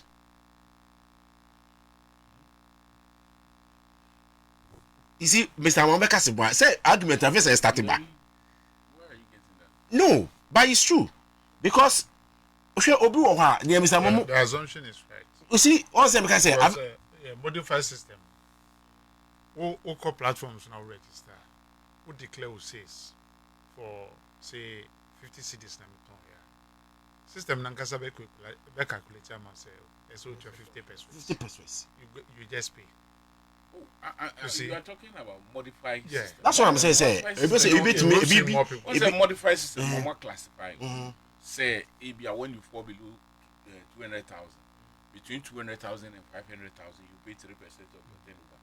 That one is so simple to it's a presentive tax, you know. Yeah, but you are geared to move heartedly. It will bring a lot of. In fact, Guta is doing campaign for everybody. Once I will turn the also what 5 minutes about this. Where the baby and you? Maybe nobody baby and you. It's no shame. Me say who can VAT as. I say Osha. It's system no there for us there. What's a first now? Come on, you go say there. Koso. But general overview there. Women's Bank 4.something million Ghana cedis. You dey call her. Every my man no moto ade no. Metimi access loan. It's very good. We share. We say minister can say me say. Ni amasi na gina nyina no. Eye gold and cocoa. You see, we read God's back the economy now. Who selling raw materials from Ghana here to United Kingdom without adding any value to it? Ora mama buy no. What's another question about say? But I'm going to see run mama buy no. I'm making it clear say or add value to your raw materials no. And exactly. Now no gold credit me so far $8 billion. And the cocoa and the gold the whole world also 6 Africa is first. Yeah. It will no what add value to your raw materials no. Which is solid. Before we power no Ghana a project $26 billion through gold board. Solid. It's 2026 there. We start by saying say more reduction no Ghana for being from 2026. And I cannot tell you say some manufacturing na person enter to manufacturing. Buy person support you. Part ni bo ha e be ye na wamam ha Dubai. Sisi aboso kan mo person mo ko. Oh yes. I started crying. Adeba volumes. I started crying because they be say manufacturer because we share the number of for mo ko China ko fa ne na. Kwabena. So that an issue to cost people are paying 40,000, 35,000 air tickets. There's something we'll talk about another yes day. So we are happy say budget ready am I hope I want to so any energy. Now we are in the era of economical stability I bring a win. Better in the day. Thank you. I think you're very healthy, very fruitful discussions, and we citizens discussions because we are involved. We are affected. I deal with also the bear politics. I will be over to more about so kind of. When I was a man for a channel, I said the old time I can't quasi several. Yeah, that or the alcohol. I mean, we share feed forward this. So when it comes to do these things, we should discuss it holistically with openness. Baby, I buy no baby who be. Me find sharp one. That's intervention. The cost of inflation. Yeah, should reflect in the people's pockets. that's all. And no one here, let them. I'm interviewing you. All right, so that's it live at Accra100.5 Citizen Show. Mefa callers kakra bi da meba many callers ne bekasa. I'll be back. The luckiest, oh yes, luck is everywhere.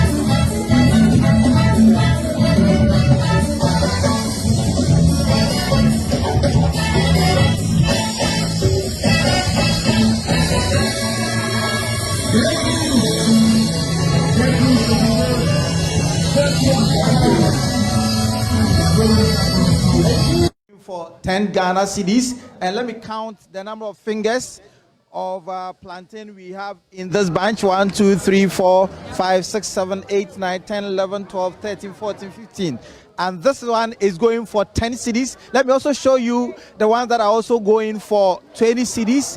And these are the plantain that are going for 20 cedis, 15 cedis. This is 15 cedis. And then the fingers I see here will be more than 15. So you could practically say that a finger is like 1 cedi in this. Let me show you the ones that are going for 20 cedis. And these ones, 25 cedis. And so wow, ewo adansie ho nsensemo. Wo motonsa se ya. Sansa se ayeka ho asami man so twe bia ni ho. Wo pese oye landlady anasa landlord wa. Wo bre no eni ha builders real estate. Wo mo so mo wonsa se a man so twe bia ni ho. Ewo dawa ni go chopoli Chai Hills eni mpotemu aka. De hia ne se wo ba beto ase sika no ha mo chichemu aduonum 50% na de aka no wa mo abosumi nsia na wo de atwea. That one say 30,000 Ghana cedis. Chai Hills 25,000. Edikosi 30,000. A promotion prices no ya to say who ningon